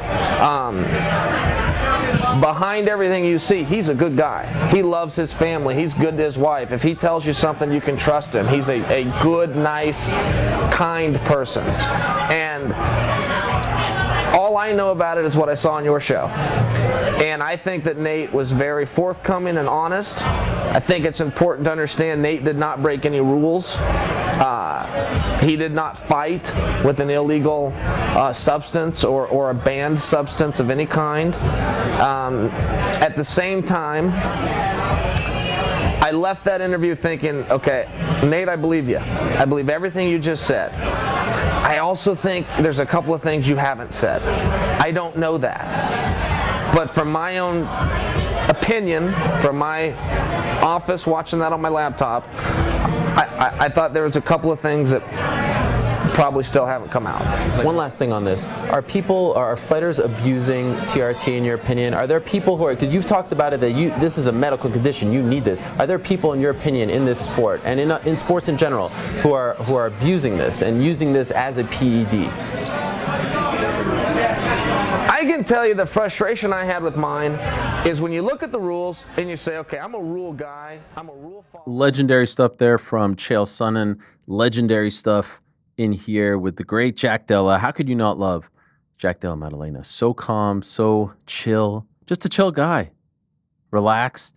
And I want to give a special shout out to Perth's own Eamon Kidd, who's a good friend of Pizzi's, who provided me with all that intel on Perth. Very kind of him. I appreciate that very, very much. And I think he was happy with some of that stuff. I think he liked it. Him not knowing Mad Dog was I think we got him. I think he figured it out. Him also not knowing Dimmies also. Dimmies, yeah. What's that, Frank? You didn't know what an emu was? A who? I don't know. Emu. You know what an emu is? The animal, of course I know, yeah. I don't know what an emu is. A Bosch chop? I don't know what that is. But thank you to Mr. Kidd for helping us out. I really do appreciate it. All right. One more guest, and he was a guest that we spoke about earlier in the day with Jasmine Jasudavicius. Yeah, a little late there on the draw, Frank. We have a guest. Maybe stick to the audio and not the jokes. All right. He is a teammate of one Jasmine Jasudavicius, and he was fantastic on Saturday, scoring a second-round knockout of one Charles Radtke. Now 2 in a row for the great Mike Malott. He is kind enough to join us after a big night in Montreal. There he is. Hello, Mike. How are you? Going on, Ariel? How are you? I'm doing great. Congratulations on a massive win, on a massive night for you and the team. And something that I thought was really interesting was you said that this was, maybe your best fight, your best win since Vancouver. You referred to Edmonton, the one that kind of got you back on track, as like that was just a fight. I was just a guy on the card, but now like I was someone here. Why do you feel that way? Because I felt like that was a great win for you as well. Maybe part of me is I've just been spoiled with getting finishes. Yeah. Been used to putting guys away, and I've been used to having that big fireworks show at the end where it's like, nice, I came to do exactly what I said I was going to do. I did exactly what I said I was going to do. I put this guy away. There's finality. The fight was stopped. I beat this guy up. Now we can celebrate. With the fight in Edmonton, I think long-term for my career, it's what I needed. I needed more experience in the octagon and just that extra time with my feet on the canvas, being under the lights and just getting some more octagon time. Going the 3 rounds after struggling in the 3rd round, the fight previous. And, I think long-term it's like, okay, check the ego and just do what you have to do to get the win and do it is best for your growth long-term. So I know it's what I needed, but at the same time, I'm like, man, this did not feel anywhere near as cool. I did also feel like it was like, oh yeah, cool, the fight's over and Mike won. That's great. Now let's watch somebody else fight. Whereas I've kind of had multiple fights where after my win, it felt like there was more of a buzz right afterward, and I felt like it was a more gratifying feeling, I guess. So maybe I'm just very critical of myself at times and have high expectations for myself. So, I'm trying to humble myself in some ways and recognize, look, man, you're fighting the best guys in the world. Sometimes you just have to do what you have to do to get the win. And if that means we get more experience and we get a decision win, we're gonna check the ego. But there's nothing like a finish to me, and in my bones and in my DNA, I want the finish. And what a finish it was. I mean, his head was bouncing off the mat there. You did a great job all week of not buying into any of the bad blood, the trash talk. Even when you extended your hand at the weigh-ins and he didn't reciprocate, it didn't seem like you were getting fired up over that or emotional. But was any of, like, in those final punches in that final sequence or in the fight at all, were you bottling any of that inside? You're a very proud guy. You're a proud Canadian. He said some stuff about your country. Were you channeling any of that stuff? No, I felt very focused in there. Leading up there are always, things going through your head at certain times where I'm like, I want to put on for Canada. This guy talked poorly about me and my country and these things, like, obviously I want to put this guy away, but again, checking that ego and be like, look, that's not your responsibility right now. Your responsibility number one is to get the win and to go out and have a solid performance and put the preparation that you've been putting all this time and effort and focus into for years, but then, the last several weeks, putting energy into that and making sure you fight the best you possibly can. And if that means there's a stoppage, which, as far as my wins go, 90 whatever % of the time it leads to a stoppage, then that's great. But if that means you pick this guy apart for 15 minutes and you just get the win, that's fine. But after knocking him out, after, bouncing the head off the canvas a couple of times and getting to walk off, and, even after just patting him on the back and being like, all right, man, good try, basically. Good one. Thanks for the scrap. Standing up and walking away and hugging my corner and grabbing the flag and getting up on the fence. Then it felt like, all right, this is where I feel that now. This is where I feel all that trash talk that you said. This is the time for me to soak in that. Not when I have a job to do, not when I'm in the octagon. And I'm proud of myself for how I dealt with that, because this is genuinely how I felt. I felt very focused. I felt the most dialed in I've ever felt. I felt like I saw everything, I felt faster than him. I didn't feel in danger at all throughout the fight. Felt like everything that I thought was going to work was working. I felt patient, even watching the fight back, Dean Thomas saying, like, it's important for Mike Malott not to get frustrated or discouraged because you're hitting a guy with your best shots and he's not going down. Like, if nothing else, you just have to be willing to touch him up for the rest of the fight, which is great advice from Dean Thomas. But that's really how I felt. It was at no point was I discouraged because he hadn't fallen. I also hadn't caught him perfectly clean yet. I hadn't caught him where I wanted to catch him. I had cracked him a few times, and I'm sure I rocked him a couple times throughout the fight, but it wasn't, I hadn't landed anything exactly how I wanted to. The first punch that I landed pretty much exactly how I wanted to was that hook. You were very emotional in the post-fight interview. Where did that come from? What was that about? I mean, I'm kind of always like that. Like, even go back and watch Contender Series. I'm crying after Contender Series. I put a lot of my, I put so much of myself into this. I dedicate myself to this. And so much of my focus and passion goes into this. And I try not to dwell on results or focus more on the results. And I'm process oriented and focus on what I can control.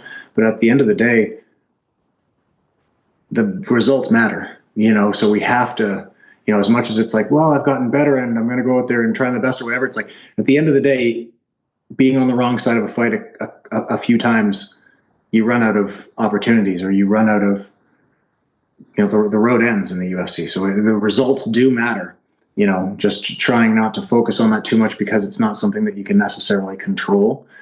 So that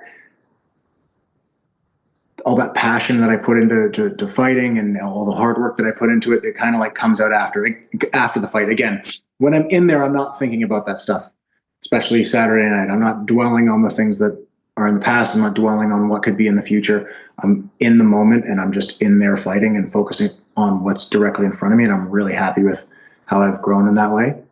But yeah, as soon as it's over, it's like, all right, man, now we can just let everything go. We can, let out frustrations that happened in training camp, injuries that I've suffered this training camp, and illnesses, and times I was on antibiotics, and the ups, the downs, the hearing this crowd scream, in times that I was leading up to the fight, knowing I would dominate this guy, and times leading up where I'm like, man, can I do this? And you just have all these different emotions and feelings. And so I'm like, this is the time to really feel it all and just let it all out, man. Heart on the sleeve. Let's go. I do wonder if any of that dates, and maybe I'm completely wrong here, does any of it go back to the Magny fight, to where you feel like you can finally put that one to bed? Pay-per-view in Canada, you finished the job. Was any of that tied to the emotion, or did you get that out of your system in Edmonton? Maybe a very small percentage, I mean,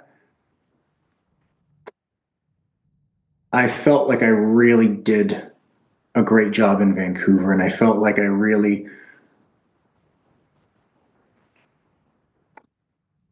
showed a well-rounded and disciplined game and skills, and just showed the, kind of potential I have, and showed what I'm capable of doing. And I don't feel like I did that in Toronto, even though I was winning the vast majority of the fight. Like, kind of the whole fight, there are things that, it just wasn't a great night for me. And then, like I said, Edmonton didn't have that.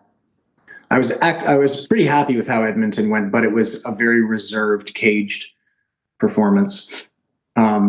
So it just did feel like it got to be the first time that I got back to that feeling I had in Vancouver. So not necessarily that I was dwelling on Toronto at all.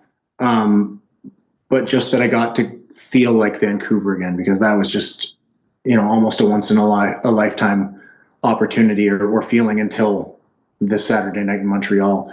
The things that I am comparing back to Toronto, I actually learned a lot on how I handle things. And I sorry to tease you with this and then say I'm not going to get into what those things are. Oh, God. I'm not going to get into what those things are. I am going to keep those close to me. But I did learn a lot this camp, week, and fight. And after the fight, I'm like, oh, those are the things that I did. It became a lot more obvious after this fight, some of the things that I had done wrong in Toronto, and that there are things a lot of things I learned immediately after Toronto. And there are still some things that it took until Saturday night where I was like, oh, that's something that I definitely did wrong.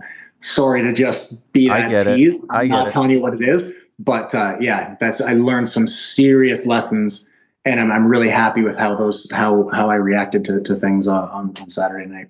By the way, I'm not sure if you saw this photo. You probably have. There's a great photographer who does work for Getty in the UFC named Cooper Neal, who got a shot of you as you're about to enter the cage, which I think is just an absolute framer. I don't know if you're one to frame shots, but look at this shot right here. I mean, that is the king of the north right there. That is you taking it all in as you're about to enter the cage. Have you seen this photo? No, I haven't seen this. This is the first time I'm seeing it. What do you think when you see, who is that guy? What is he thinking in that moment? That guy's thinking, be present, soak this moment up, enjoy this moment. You only get so many of these in life. You only get so many times where there's a stadium full of people chanting your name and holding your flag and wearing your t-shirts and cheering for you and genuinely just wanting the best for you. Almost treating every fight like it could be your last one. Like this, you never know how many you get, man. These fights are finite. This time in my life is finite. It will come to an end. I don't know when that's going to be, and I might not realize it until it's already done. So I want to soak up everything, and I don't want to be distracted from the task at hand in soaking those things up. So I'm very measured in when I will allow myself to take in my surroundings as far as walking out to the fight. But I feel like I'm doing a really good job of it, and I feel like, okay, we're walking up the stairs, we're turning around, we're taking a couple of seconds to just be grateful for where I am in life. Remember that you have been a fight fan since you first saw this as a 13-year-old kid on Spike TV. You've been dreaming of this, and you've thought of these fighters as your comic book superheroes type thing. I've looked up to these guys for years, and through your hard work and through dedicating your life to this sport, you've gotten to this point to fight on a UFC pay-per-view card and fight one of the baddest dudes on the planet who's coming into your home to talk trash to you and to ruin your night and to, embarrass you in front of your country, and you're still getting in there and holding your head high and going in and staying focused and fighting to, eventually afterwards fighting to the best of your ability and trying to just remain focused on that's what I will do tonight. And it's being like, all right, man, this is the time. Tonight's the night. It doesn't matter what happens in the gym. It doesn't matter what happened in training camp, for better or for worse. It doesn't matter what's happened in previous fights, for better or for worse. Tonight's the night to perform. It's time to go soak it in and flip the switch.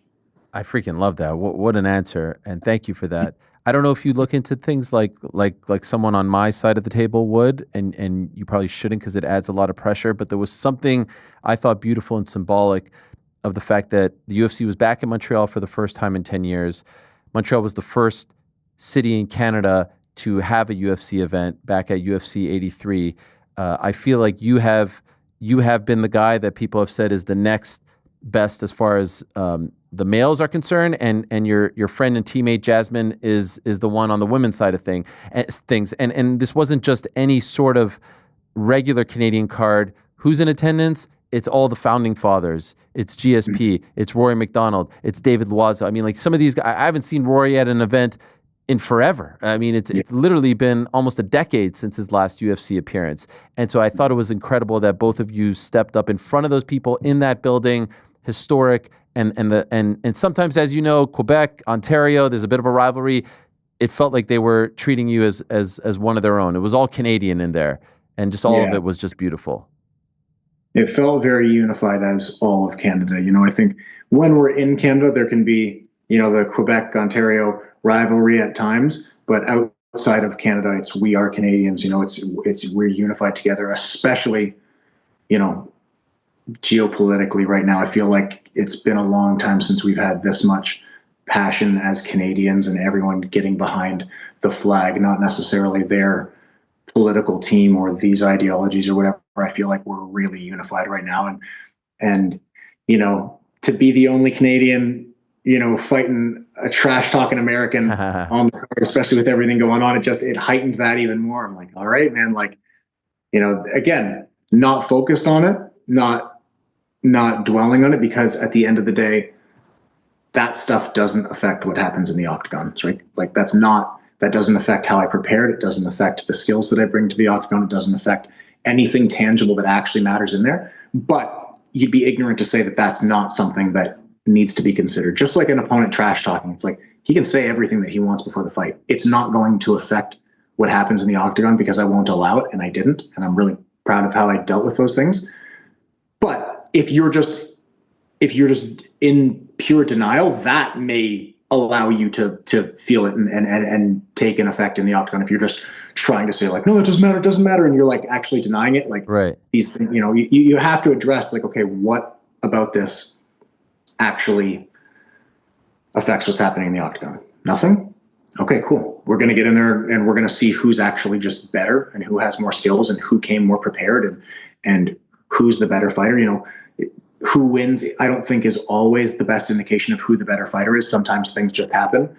But I will say, without trying to seem cocky, I think I proved I'm the much better of the two of us. I felt like I was a considerable level above him in there. I felt really comfortable in there.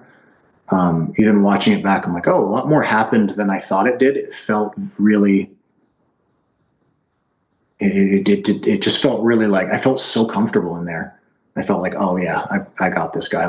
Man, it just, once the fight started, I was just like, we're en route to my win. I don't know I can't really describe it other than that, but I was like, I got this. Amazing. And by the way, I'd be remiss if I don't also mention Ayman Zahabi, who was a big part of that scene on Saturday and did tremendous as well. Is it true that the flag that you had in there had blood on it, and it was the flag that you had in the Mickey Gall fight?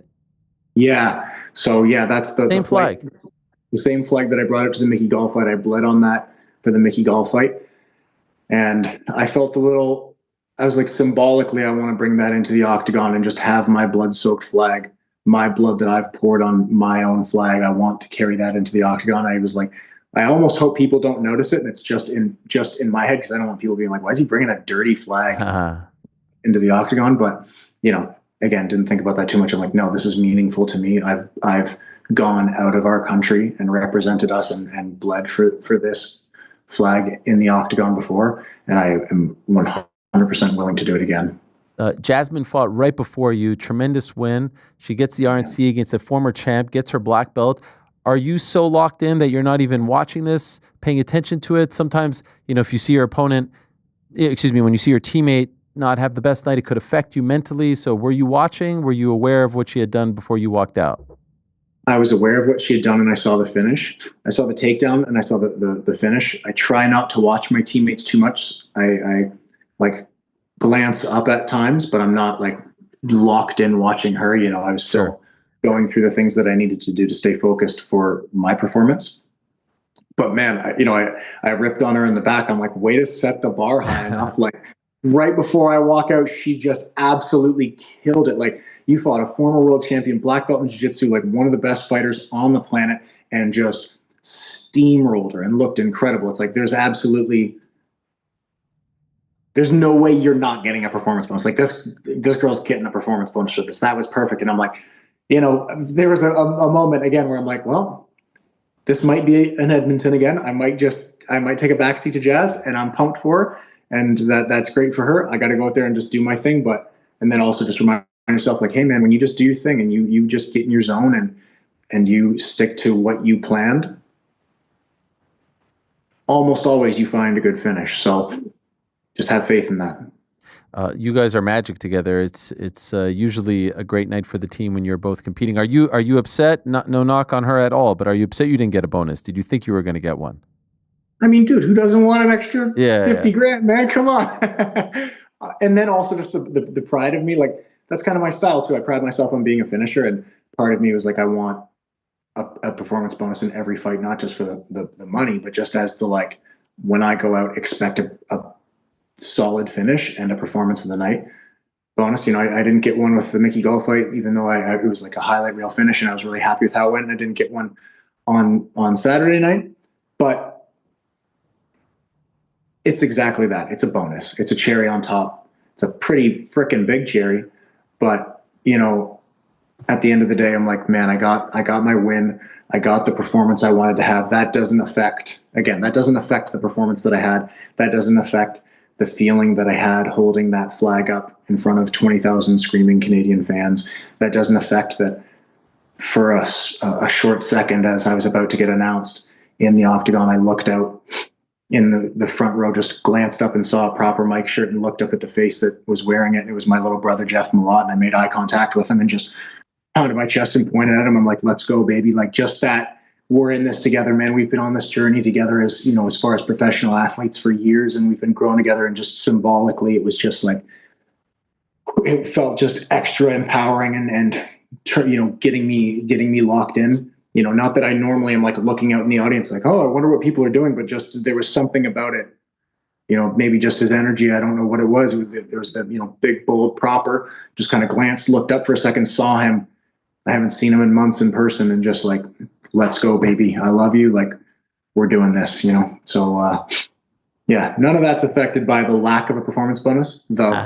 It would have been cool to have gotten one. By the way, shout out to Jeff. He's got some fighting skills as well. We know about the hockey skills, but he's representing on the ice too. I know you've been asked about this, but like when you saw your kid brother fight in the NHL, were you proud, or were you critiquing his skills? No, I'm so proud. I don't, you know, yeah, I've been asked this a bunch, but I don't, you know, I don't get sick of answering this question. I'm so proud of that kid, both as far as hockey skills and then his ability to, you know, his willingness to throw down on the ice. You know, like just super proud of the kid, man. He just is literally fighting for his spot at times, right? He is like, if I've got to fight a guy to be on this team or to make it, then I'll do that. If I've got to, whatever I've got to do, I'm willing to do it. And just super proud of the perseverance and consistency and the hard work that this kid puts in. And, you know, it absolutely amped me up to see number 39 drop the gloves, man. That was so cool. And I honestly loved that Brennan Fitzgerald set up both talking about Jeff and I on my walkout, and then aired his fight both in the arena and on the live stream. I'm like, I've never seen the UFC do something like that before. That is so cool, man. We watched the fight back at my parents' house. My brother was there, my sisters were there, and my parents were there. And, you know, we watched it back, and just like, we're watching Jeff's scrap as I'm walking out and getting greased up, and just such a super cool moment. Incredible. Your parents must be incredibly proud as well. By the way, what is the Grappling Garden? Grappling Garden is the jiu-jitsu gym I go to. Andre Grambois owns the gym. It's a beautiful gym in Hamilton, Ontario. You know, old like brick building, super cool looking, and he has a ton of plants in it. So when it gets like, you know, you get those sweaty, hard grappling sessions where the windows are all fogged, you can just like feel the plants opening up. It's a really, really cool vibe in there. Like it feels like you're grappling in the jungle. I love that. I love the logo, and I was hoping that there would be, you know, some sort of plantation vegetation around. That's a brilliant name. So shout out to the Grappling Garden. Did you stick around and watch the main event? One day, I know you want to be in that spot fighting for that belt. And if so, what did you make of JDM's performance against Belal? I did not watch, man. You know, that's a next week type thing, is studying the division again and getting back to just studying what I need to improve on it. You know, I've addressed a little bit of my own things that I think, okay, I watched the fight. I'm like, okay, that I did well. This is something that I need to improve on. I can't let this happen again. Here's where, you know, whatever. Again, overall, really happy with the performance, but we can always critique things, whether it be fight camp, fight week, or fight night. And I think there are some things that I can improve on for sure. But no, man, I'm still riding the high. I'm soaking up my win. You know, congrats to the new champ. That's awesome. And, you know, I heard he had a really solid performance. Heard it was a wild fight. But as soon as my fight was over, I'm like, as far as I'm concerned, the fights are pretty much over. Like, of course, I'm going to be cheering for Kyle Prepolek, who's just our Rocky Balboa, willing to step up and fight one of the scariest dudes in the lightweight division on, zero preparation and go in there and just, fight his heart out. And then, of course, Ayman Zahabi willing to go in there against former world champion who missed weight by a full weight class and is still willing to take the fight. Like, dude, said to Ayman at the ceremonial weigh-ins, I'm like, you're an absolute warrior, man. You are such a badass. And then he goes out there and gets the job done. Like, man, what a killer. Super proud of all the Canadians. Marc-Andre Barriault coming back after a couple hard ones and having that performance. If there was anybody that I'm bummed I didn't get the performance bonus, but when we were in the group and they're like, Jazz, you got the bonus. And I was like, nice. Just Jazz? Or and everyone's like, yeah, sorry, buddy, just Jazz. I'm like, it better have been Marc-Andre than who got it. Like, if it's not going to be me, everything he's overcome and come back to have a performance like that in his city, like it better have been a Marc-Andre than like it was. Like, all right, man, I can live with that. Delighted for you. You represented, as you always do, incredibly well. And what a performance. Just the way you handled everything was super impressive. So congratulations on the win, Mike. Appreciate the time. Always great having you on and really, really happy for you and looking forward to what is next. We'll allow you to enjoy it all now. No talk of what's next. Enjoy it all, and looking forward to seeing you back in there later on this year. Thank you very much, sir. Appreciate you having me on. Always. There he is, Mike Malott, proper Mike, joining us. What a win for him over Charles Radtke, and yeah, what an exclamation point to head us into the pay-per-view card. It was I do believe it was the prelim headliner, if you will, if that means anything to you. But it was deafening in there when he won. Back to back, Jasmine, him, back to back, incredible stuff. So a great night for Canadian MMA. Long may they continue to have success in the world of the Ultimate Fighting Championship. All right, we got to go. We got another show to prepare for. Very quickly before we go, there is no announcement just yet. Hopefully we get one regarding International Fight Week. I do see a super chat here. Yeah. A gentleman asked me for a prediction. I'm not going to make a prediction. I do think that Ilya is going to be involved. I know they wanted Magomed and Pereira as well. As Dana likes to say, let's see how this whole thing plays out. You know, Frank? Absolutely. One guy who will not be involved is John Jones. And I do have to say, like, John Jones' legacy is intact and all the stuff he's saying. There's been this story that's been going on and on and on and on. But this one I could understand why it may have upset people, triggered people. Did you guys see on his IG Live, he was talking about the accusations that he is a duck, that he's ducking Tom Aspinall. This is what John Jones said earlier today. I got people in the chat calling me a duck. Meanwhile, I'm living my absolute best life. I don't know if it's considered ducking when you're living good. I don't think it works like that.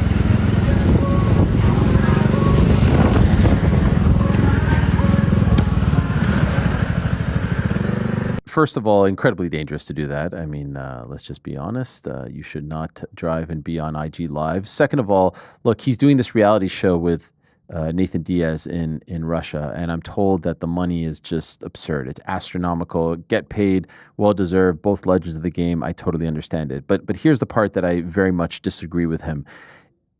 It's not about you, John. It's not about you. It's not about your life. It's not about your story.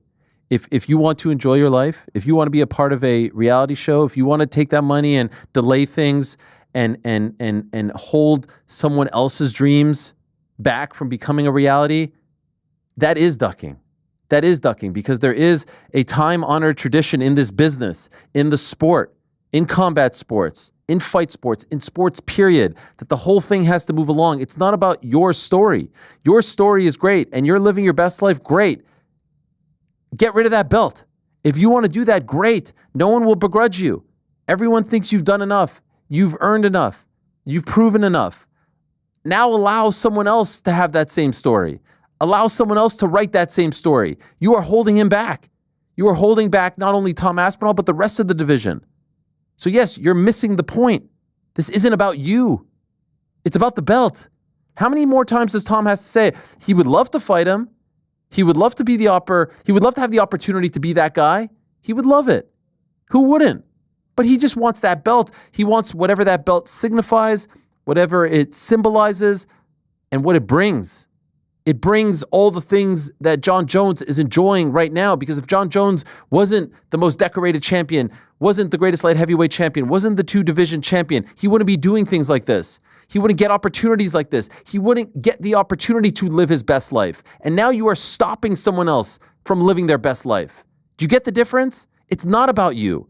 And so when the legends fought you, and I'm not even talking about when you were champ or tried to become champ, I'm talking about the dudes that fought you on the way up. I'm talking about the Stephan Bonners. I'm talking about the Brandon Veras. I'm talking about the Vladimir Matyushenkos. I'm talking about those guys who gave you the opportunity. And then, of course, the Ryan Baders. And then, of course, the Shoguns. And then the Rampages and the Vitors and the Rashads who helped solidify your legacy, who helped put you in the position that you are in now to enjoy this, to reap the rewards of that great resume and legacy that you have built for yourself. That's how this whole thing works. So, yeah. It is ducking at this point. You are ducking. You're ducking the opportunity. You're taking that opportunity away from someone else. You are robbing someone else of the same opportunity and the same dream that you have already realized and lived. That is selfish. That's not how the game works. And so it's on the UFC to make the call. Make the call. And you know what? They may have already made the call. And it may be happening at MSG, and we're all being, we're all being taken for a ride here. But honestly, if that is the case, come out and say it. And please tell Tom Aspinall, for the love of God, because by the time that fight happens, if it does happen on that day, it's going to be a year. We're approaching a year since his last fight, and that fight lasted 60 seconds. It is a travesty. It is a crime what is happening to Tom Aspinall in the prime of his life, in the prime of his career. Give up the belt or fight. That's it. Defend or vacate. That's it. It's great. We're all happy for you. I love the fact that you turned your life around. Truly. Trust me, I was there. We did the walk and talk in Albuquerque. I covered it all. It actually warms my heart. But you got to keep the train rolling along. It's not fair. It's not right. Defend or vacate. That's it. Any other super chats? Any other super chats? Yeah, 1 second. Will Dana speak before the show's end? California driving. No. And then last one, Andrew. Lads, Ollie Bar, update. We're trying to get him on Dan Hooker's 1 minute round fight night. Can you clip this off and give him a massive plug to get Hooker's attention? Cheers, guys. Love your work. Dan, we know you're watching. Ollie Bar, friend of the program. Good lad. Good bloke. Dare I say, cheeky little bugger. Maybe even a fucking oath cunt, if you will. I don't know. I don't know what I'm saying. Anyway. Keep pinging the cunt. Yeah. Just give him an opportunity on your 1 minute round fight night thingy. All right? Give him the opportunity, Dan. Time-honored tradition. World goes round. You're welcome. All right, it's time to go. Hard out, 4 o'clock. I'm 2 minutes late.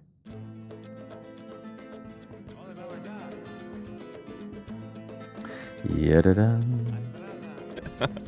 What's that? Just thought it was funny that you were humming along. 2 minutes late. Hey, nobody. Okay, now there's a hard I feel out the at pressure. 4. I feel the pressure. I feel the eyes. I feel the comments. It's the head shaking that you're. I feel the groaning. What a day. Oh, thumbs up to the chat. Yeah. Hey, by the way, didn't even see this. 3:57 p.m. it was sent to me. Didn't even see it. Did he send this to me in the middle of the rant? Should we put it in your ear? Yeah, maybe. Uncrown.com right now. Ben Folks. Haven't read the article, but here's the headline. Here it is. Yes, Jon Jones, it's still called ducking even when you're having fun. I mean, come on, man. What are we doing here? He can't possibly not understand all of this, right? He can't. I mean, enough. I'll tell you what. We're almost halfway through 2025, and the first half has been a lot of frustration. What about that he was working on a big thing.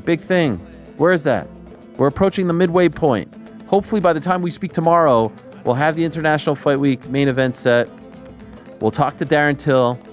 We'll talk to Benoit Saint Denis. We'll talk to Valentina Shevchenko. We'll have Tim Simpson in studio. We'll have Arjun Buller in studio. Remember when they said we couldn't get guests if we went 3 days a week? Do you remember that, Frank? Do you remember it? Oh, yeah. Anyway, 2 more guests coming up. 5 o'clock, The Zone for now. Back on Wednesday, same time. Peace. I'm out of here.